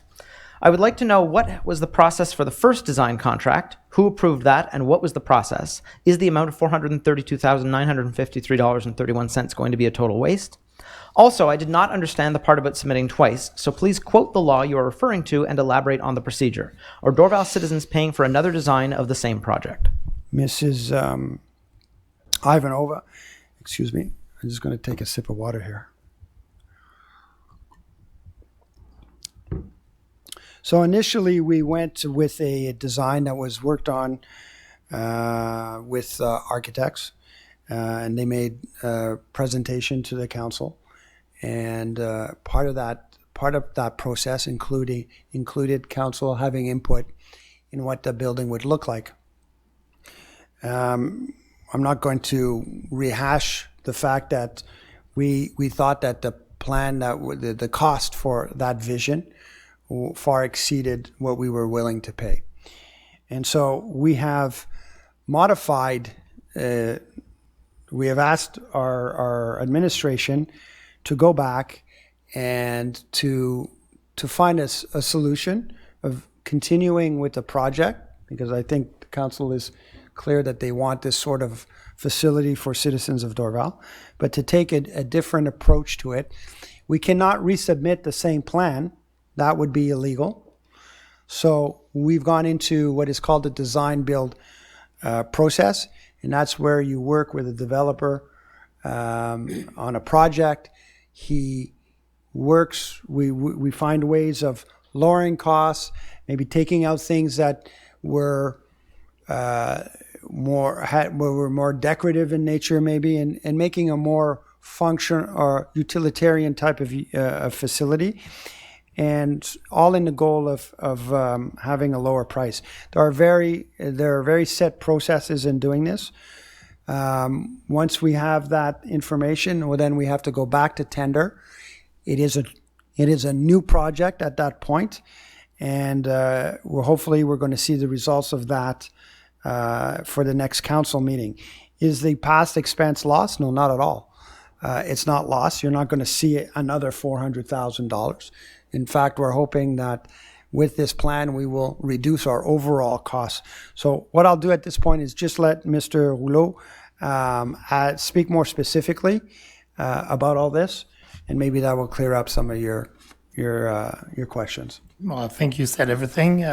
Maybe what I can add is that the philosophy of what the architect design will stay in the new project. Next question, Gulf Dorval. How much is each councillor and the mayor paid for their positions in the administration of Gulf Dorval? Does Action Dorval Party hold any events such as fundraisers in Gulf Dorval? If yes, how much rent is paid to Gulf Dorval when holding such events? Okay, Mrs. Ivanova, you're asking, tonight we're here as a council meeting for the city of Dorval. I would ask you to redirect your question to Gulf Dorval, to Monsieur Jean-Guy Côté, and myself, and the director of Gulf Dorval will provide you with that information. There's nothing secretive about it, but this is a council of the city of Dorval. We need to add that question is for the director of Gulf Dorval. Question 3, bylaw RCM-60-PU.1-2017. Last meeting, I asked about the 10% developers are supposed to invest towards affordable housing as outlined in bylaw RCM-60-PU.1-2017. Mayor Doré said it is not a bylaw and a decision was made not to enforce the clause. I would like each councillor to state their opinion on whether that is a bylaw, as well as their personal responsibility in this decision. When and where did they discuss the issue with their constituents? When did they vote for or against enforcing this clause? Mrs. Ivanova, I will answer that question. We're not going to do a round of the table here. Our urban plan has a mention in there, a clause in the plan, that stipulates that a goal is to have 10% of development be made in low-income housing. That's a clause. It's not a regulation. To have a regulation, a bylaw, which doesn't exist today, can be done, and it will be part of the reflection that council will have to do in the coming months. I think we hear the importance in providing social housing, and part of the reflection we're going to have in updating all our urban plan regulations, because this is major work, will be for council to discuss if they want to actually make a regulation that forces a developer to have 10% of its housing as social housing. I'm just going to tell you that I don't think that that's the wisest approach. Montreal has tried it. They have failed miserably with it, and they have far more resources than we will ever have. And I just find that it's going to create bigger problems than it will solve. I prefer to work actively in developing projects in Dorval that make sense. Our commitment on the property that we owned on Dawson is moving forward, and that's a great initiative where the city is investing, a property, but it's $2 or $3 million worth of land that we're investing in that project to build affordable housing for seniors. What we hope it will be about 100 units. That's the kind of initiatives that I think will ensure that we have the right developments in Dorval. We will continue to work with developers like we did with La Maison Heron the old Maison Heron, where they're developing and working on the final details for a intergenerational cohabitation concept, a concept that many people see as the future in terms of getting seniors and younger in multiple generations into one location. And I think that's another fantastic project. So I think we have to be, we can go ahead and make a bylaw that says 10% has to be built. It hasn't been done and achieved by anyone that I know of, and certainly not in Montreal. And I would rather work with, concrete projects that we can manage and influence developers to do here in Dorval. That's my opinion. So thank you for your question. I hope that it answers your question. You asked it last month, and unfortunately, I had to reply in the same manner. So thank you. Final set of questions from Vicky Jones, 350 Lakeshore Boulevard. Question 1, regarding Lakeshore Urban redevelopment project. Since 2017, the question of redevelopment of Lakeshore has been examined. A total of $339,366 has been spent so far. An additional $34,499 was awarded last month for the second phase. Allow me a couple questions relating to this project. Please answer both. Where does this fit with BC2's plan for the redevelopment and rezoning of Zone 1 of the village? Can you explain what has been done in this first phase for $339,000 here and now, not in a private meeting at your office, or is it necessary to ask for access to information? Thank you. So the redevelopment project that we're working, which will, where we plan to put all the electrical and utility wires underground, has nothing to do with the BC2 plans for redevelopment or rezoning in the village, as you call it. Two very separate things. The history behind that project. A study was done, a lot of work was done with Commerce Dorval way back in 2017 and 18. It took a lot of time to get Hydro-Quebec on board to bury the electrical wires in the village. We were progressing up until COVID hit. Once COVID hit, that put a complete pause on the project for 2 years. And when this council was elected, we took the decision to kickstart that project, and which is what we've done, and this is why we're spending some money. And we will continue with that project for probably the next 3 or 4 years. I look forward to it. I think that if you look at the vision of that project and the documents that we provided, having an anchor of St. Charles Park at one end of that project, building the Parc du Village, which was also part of that project, it was the vision that we saw. Now we just need to start on the roadway. The only piece that hasn't been finalized yet is that park, the Dalle Park, which was over the parking lot of Dorval Islands for the residents of Dorval Island, and maybe one day we'll get to that too, and have be able to achieve the project that we envisioned way back in 2017. Question 2, regarding 4.15 design build contract of a bicycle path.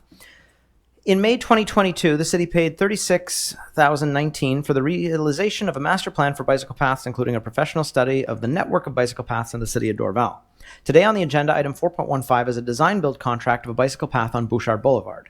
The tender originally was listed as temporary bike path, which was later changed. Explanation, please. Will this bike path be in compliance with the recommendation for the bike path master plan paid for in May 2022? Was there a traffic study carried out with regards to this plan, and will this be taken into consideration? So, Mrs.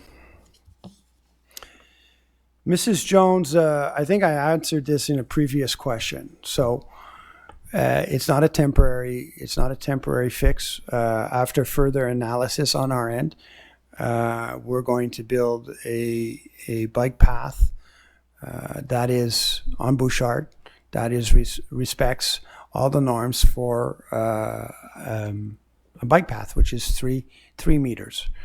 It will be done out of asphalt, and it will be completely off the street. It will be following the gravel, in part the gravel pathway that was previously there. This is not a new bike path, by the way. What we're doing is renovating and normalizing an existing bike path into something that is better than what we have today.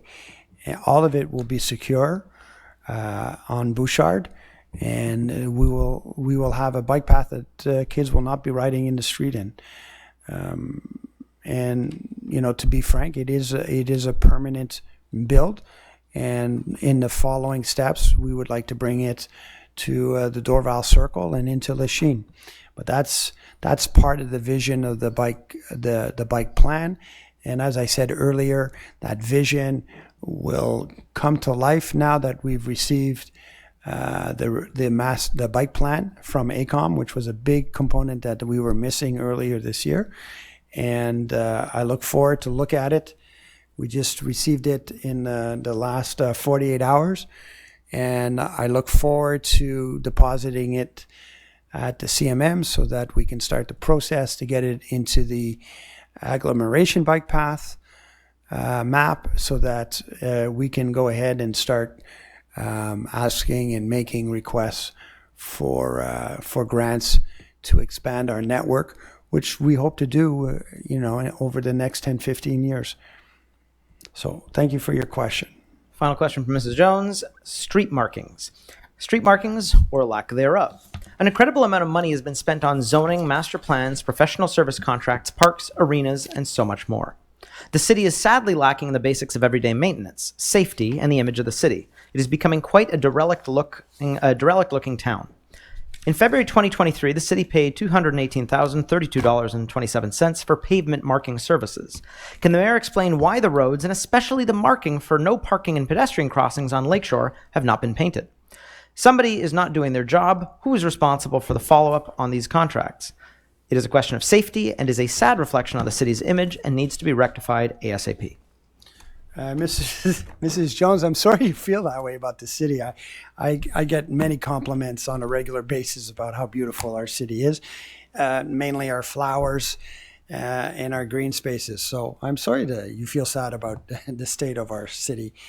The markings, is it going as fast as I would like? It is not. However, they are respecting their contract right now, and markings in the city should be completed by the end of the month.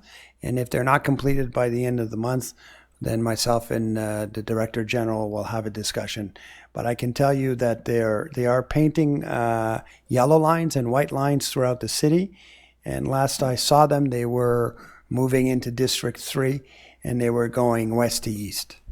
So hopefully everything will be done by the end of the month, which is what their contract requires. So with that, thank you everyone for all your questions. Do we have any more in the room? Yeah, go ahead at the mic though.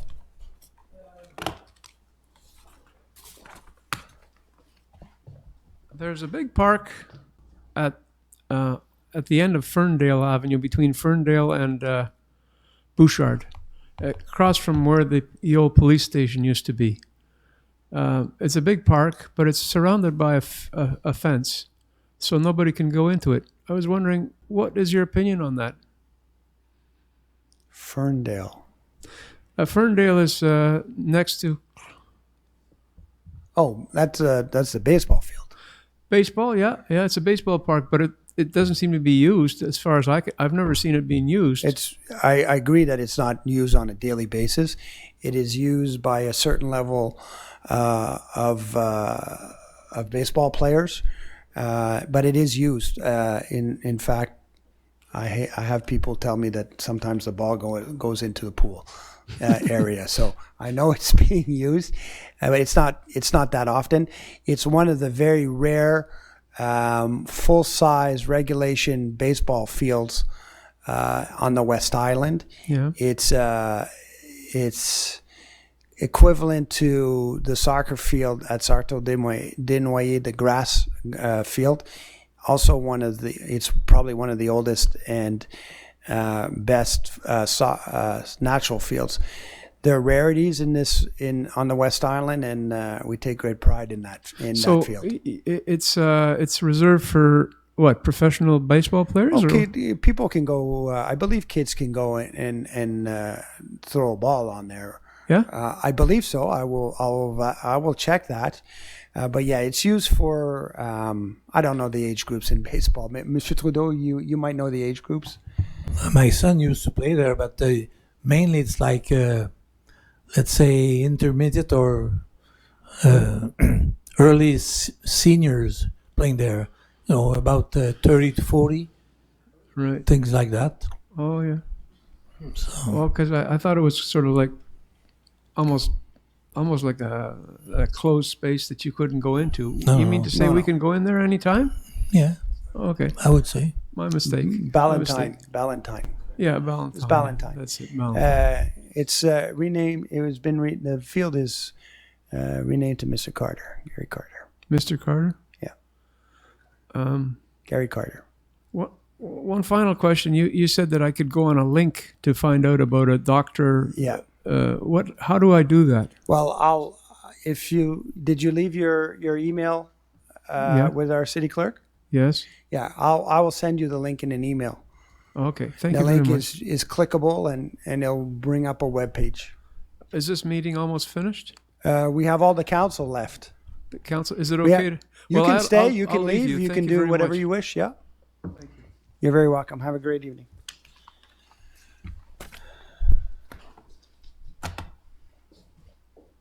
Bon.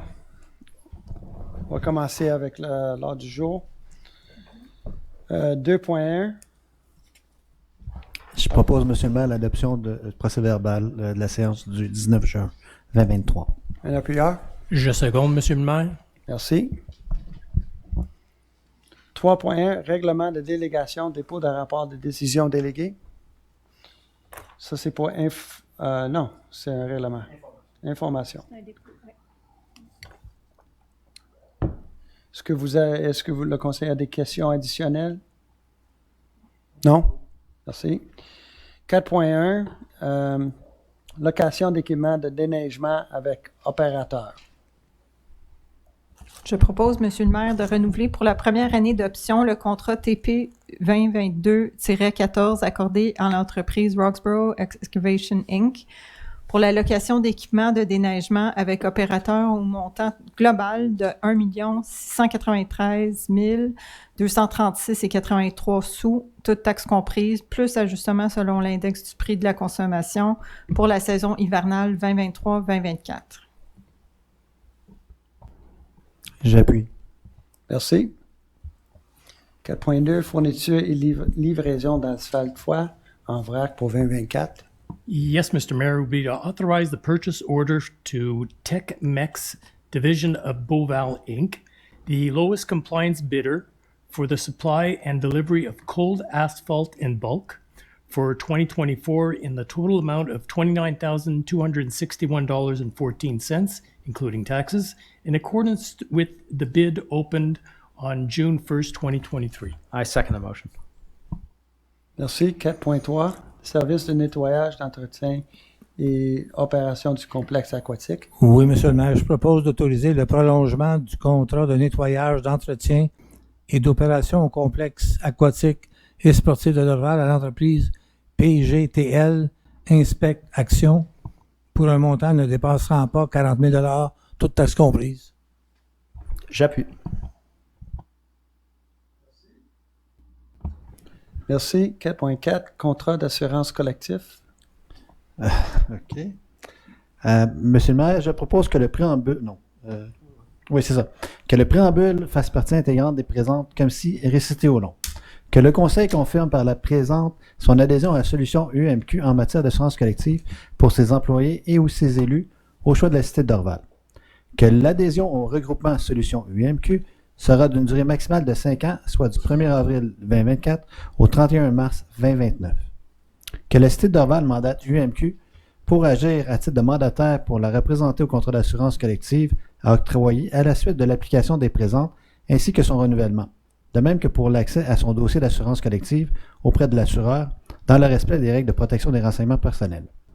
que la Cité de Dorval s'engage à payer l'UMQ des frais de gestion de 1,15% des primes totales versées par la Cité de Dorval durant le contrat et une rémunération de 0,65% des primes totales versées par la Cité au consultant Mallette Actuaire Inc., dont la Cité de Dorval joint aussi le mandat obtenu pour le regroupement à la suite d'un appel d'offres public et que la Cité de Dorval s'engage à respecter les termes et conditions du contrat, à intervenir avec la société d'assurance à qui le contrat sera octroyé à la suite de l'application des présentes, ainsi que les conditions du mandat du consultant. J'appuie. Merci. 4.5, correction dans la résolution CM 2306-250. Monsieur le maire, je propose que le dispositif de la résolution CM 2306-250 soit modifié comme suit. D'émettre une commande d'achat à l'entreprise S-Oul Inc., qui était la correction, pour la fourniture de 2 lames à porte hydraulique recommandées, incluant les composantes requises pour l'installation sur les rétrocaveuses numéro 215-71 et 2000 numéro 2020-72 au montant global de 65 305,90 sous, toutes taxes comprises, conformément à sa soumission du 4 avril 2023. J'appuie, monsieur le maire. Merci. 4.5, correction. Oh, excuse. 4.6, service d'animation. Je propose, monsieur le maire, de retenir les services de l'entreprise Animation Concept pour un total de 17 246,25 sous, toutes taxes comprises, pour l'animation, la décoration et la sonorisation de la soirée de reconnaissance des bénévoles qui aura lieu le samedi 9 septembre 2023. J'appuie. Merci. 4.7, travaux de remplacement de médias filtrants au complexe aquatique. Je propose d'autoriser l'émission d'un bon de commande à l'entreprise Aquatechno Spécialiste Aquatique Inc. au montant global de 52 187,15 sous, toutes taxes comprises, pour des travaux de remplacement du média filtrant au sable au complexe aquatique et sportif de Dorval, conformément à sa soumission de juin 2023. Merci. J'appuie, monsieur le maire. Merci. 4.8, service, entente de service, plateforme de participation publique.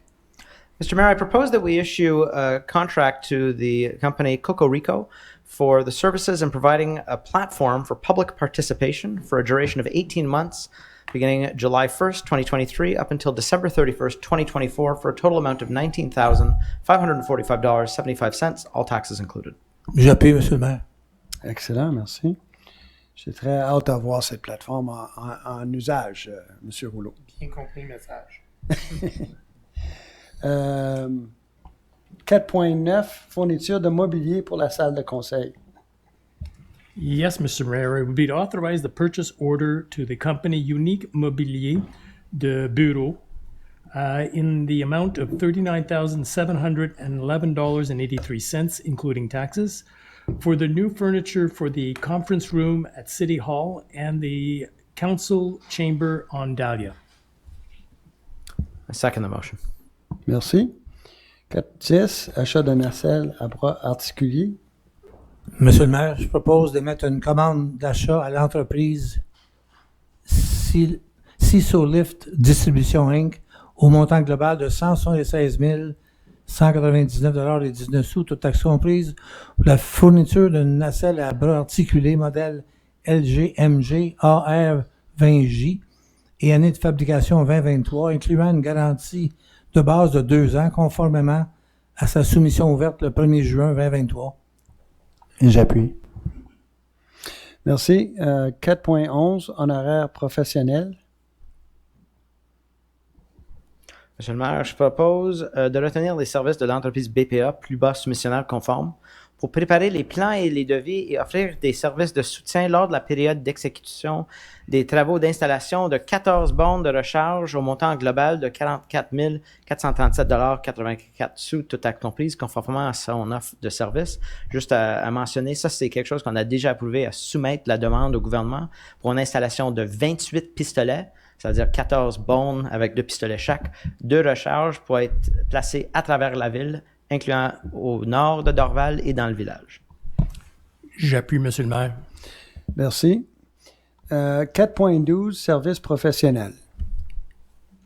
To retain the professional services of TB Maestro Inc., having submitted the lowest price for mandate to develop and assess maintenance master plan for 14 buildings for a total amount of $34,320.04, all taxes included, in accordance with an open bid on June 29th, 2023. I second, Mr. Mayor. Merci. 4.13, mise aux normes du centre aquatique Ballantine. Je propose, Monsieur le maire, d'approuver une enveloppe budgétaire de 455 000 toutes taxes comprises, pour des honoraires supplémentaires de la firme GBI en lien avec la conception et à la surveillance du contrat de mise aux normes du centre aquatique Ballantine. D'approuver une enveloppe budgétaire prévisionnelle n'excédant pas 425 000 toutes taxes comprises, à la compagnie Célèbre Construction Limitée pour couvrir des dépenses incidentes ou contingentes pouvant découler de la réalisation des travaux. Les dites dépenses étant sujettes à l'approbation des professionnels assignés au projet, du gestionnaire de projet et du directeur du génie au préalable, en tenant compte du bien fondé de la dépense et de son admissibilité à un remboursement. J'appuie, Monsieur le maire. Excellent. 4.14, services professionnels d'assistance juridique. Je propose d'autoriser un montant additionnel de 60 000 toutes taxes comprises à la firme Kane Lamar pour des services professionnels d'assistance juridique dans le cadre de la consultation générale, de consultation générale et d'un mandat de représentation dans le cadre du dossier de litige impliquant Dorval South Property Corporation pour un montant global de 68 000 toutes taxes comprises. Et j'appuie. Merci. 4.15, contrat de conception, construction d'une piste cyclable sur le boulevard Bouchard. Je propose, Monsieur le maire, de retenir les services de l'entreprise de réhabilitation du Haut Inc., seul soumissionnaire conforme pour des travaux de conception, construction d'une piste cyclable sur le boulevard Bouchard au montant global de 1 078 000 toutes taxes comprises, conformément à sa soumission ouverte le 6 juillet 2023. J'appuie. Merci. J'aimerais prendre la parole, Monsieur le maire. Certainement. Monsieur Lassage. Je voulais juste préciser quelque chose lors d'une autre séance municipale. Il y a eu des allégations de conflit d'intérêts concernant mon emploi d'enseignant au collège de la Chine, je précise, là, je ne l'ai jamais caché, et responsable aussi du comité pour le plan directeur piste cyclable et scolaire. Et je suis aussi un conseiller qui a un code d'éthique. Alors, j'aimerais ça répondre à ces allégations. Alors, à la base, on se rappelle qu'il y a une historique.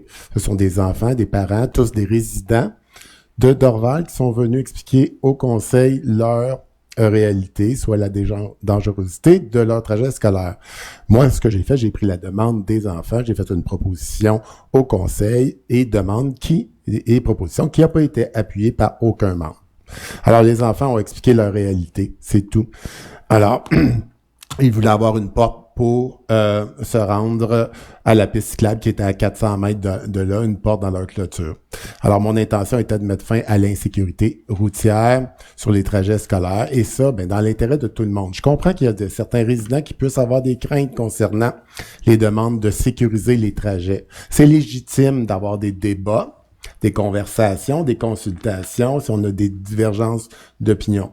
Par contre, plus tard, les mêmes profils sur Facebook sont apparus, les mêmes profils d'intimidation lors de la campagne électorale, dénigration à mon sujet. Là, ça en a repris, puis on en a profité pour faire de cette histoire-là de libelle diffamatoire à mon endroit pour détruire mon éthique de travail et mon engagement. Fait qu'afin d'être honnête et transparent, je veux vous le dire, j'ai demandé un avis juridique avec le conseil pour ces allégations.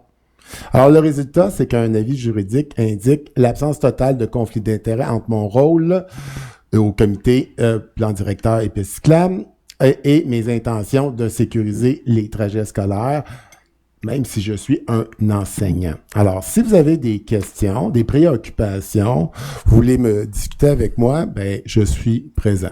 Mais faites attention, il y a certaines... des fois, ça va un petit peu loin sur les réseaux sociaux. Puis ça, ben j'aimerais ça que ça soit pas une campagne électorale de dénigrement qui commence après 1 an et demi, 2 ans dans mon mandat. C'est tout. Je remercie la population et communiquons ensemble. Je veux être respectueux de tous. Merci. Merci, M. Brault. On va continuer avec section 5, Finances et administration. 5.1, dépôt de liste de dépenses autorisées. Est-ce qu'on a des questions additionnelles? 5.2, approbation des virements budgétaires.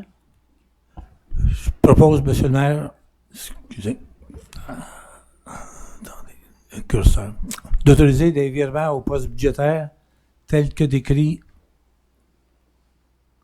au dossier décisionnel. Je viens de perdre la page.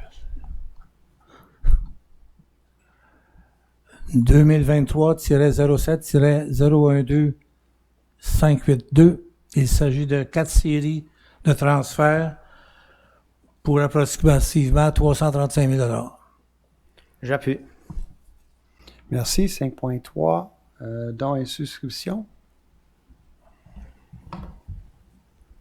Je propose d'autoriser une assistance financière à l'organisme suivant, Kiwanis Lakeshore Montreal, support publicitaire de niveau argent au montant de 750 $ à imputer au poste budgétaire. J'appuie, Monsieur le maire. Merci.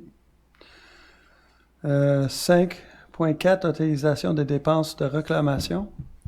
Oui, Monsieur le maire, ce serait pour autoriser les paiements des réclamations décrites au rapport de la greffière adjointe pour la période du 6 juin au 4 juillet 2023 et totalisant 162,81 $ non taxables.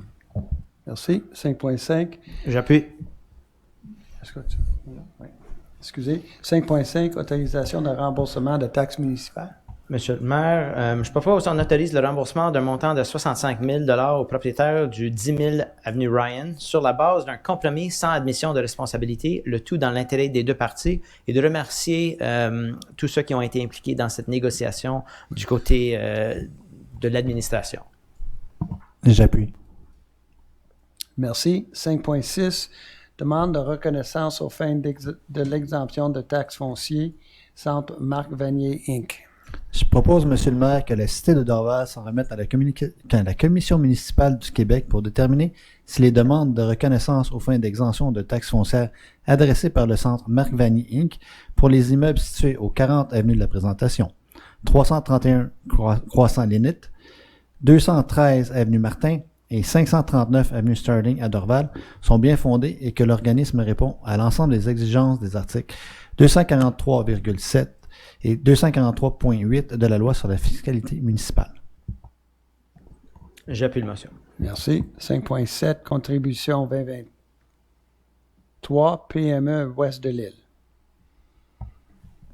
Je propose, Monsieur le maire, d'autoriser la contribution ou facture pour les frais de fonctionnement du commissariat industriel de PME Montréal Ouest de l'île, autrefois CLD, au coût total de 34 460 $ non taxables. J'appuie. Merci. On va aller au point 6, urbanisme.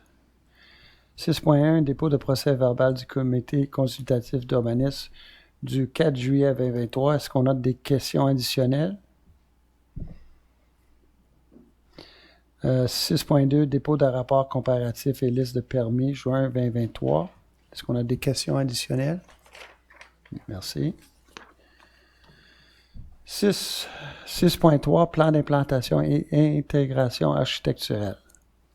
Oui, Monsieur le maire, ce serait pour approuver les recommandations du comité consultatif urbaniste telles que soumis en ce qui traite au projet ci-dessous, pour les motifs indiqués au procès-verbal du 4 juillet joint à la présente résolution pour en faire partie intégrante. Projet de construction d'une habitation unifamiliale isolée au 1525 avenue Dawson, recommandé majoritairement. Projet de construction de 2 unités habitation unifamiliale, boulevard Pine Beach, lot numéro 1520-406 et 1520-407, recommandé majoritairement. Projet de construction d'une habitation entreposage libre-service, lot 6386113, recommandé majoritairement. Projet d'affiche d'une habitation commerciale au 1425 route transcanadienne Nord, recommandé majoritairement. J'appuie. Merci. Question? Oui. Pour le premier, 1525 avenue Dawson, M. Lesage, est-ce que vous pouvez clarifier, est-ce que c'était recommandé unanimement ou plutôt majoritairement? Recommandé unanimement. Merci. Merci. Merci. 6.4, dépôt de procès-verbal du comité d'études de démolition d'immeubles du 20 juin 2023. Est-ce qu'il y a-t-il des questions additionnelles? 6.5, approbation d'une demande de dérogation mineure. Yes, Mr. Mayor, we to grant a minor exception request to zone bylaw number RCM 660A 2015 at 2 Place Kathleen Lane in order to authorize the installation of a generator on the side yard for a single insulated family home dwelling in the accordance with the documents deposited in the support of this request. I second the motion. Thank you. 6.6, approbation d'une demande de dérogation mineure.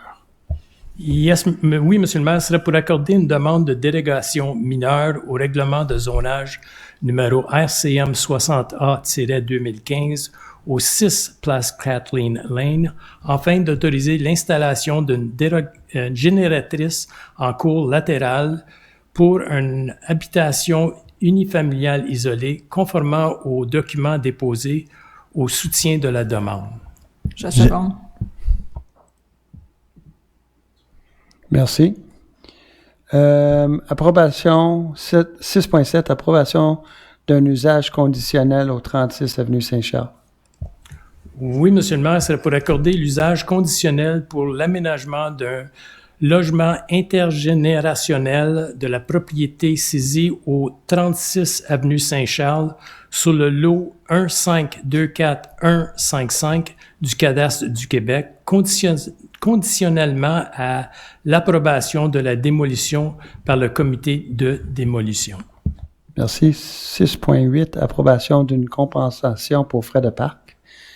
Est-ce que ça... Oui, je seconde. Oh, on n'a pas ça là, excuse.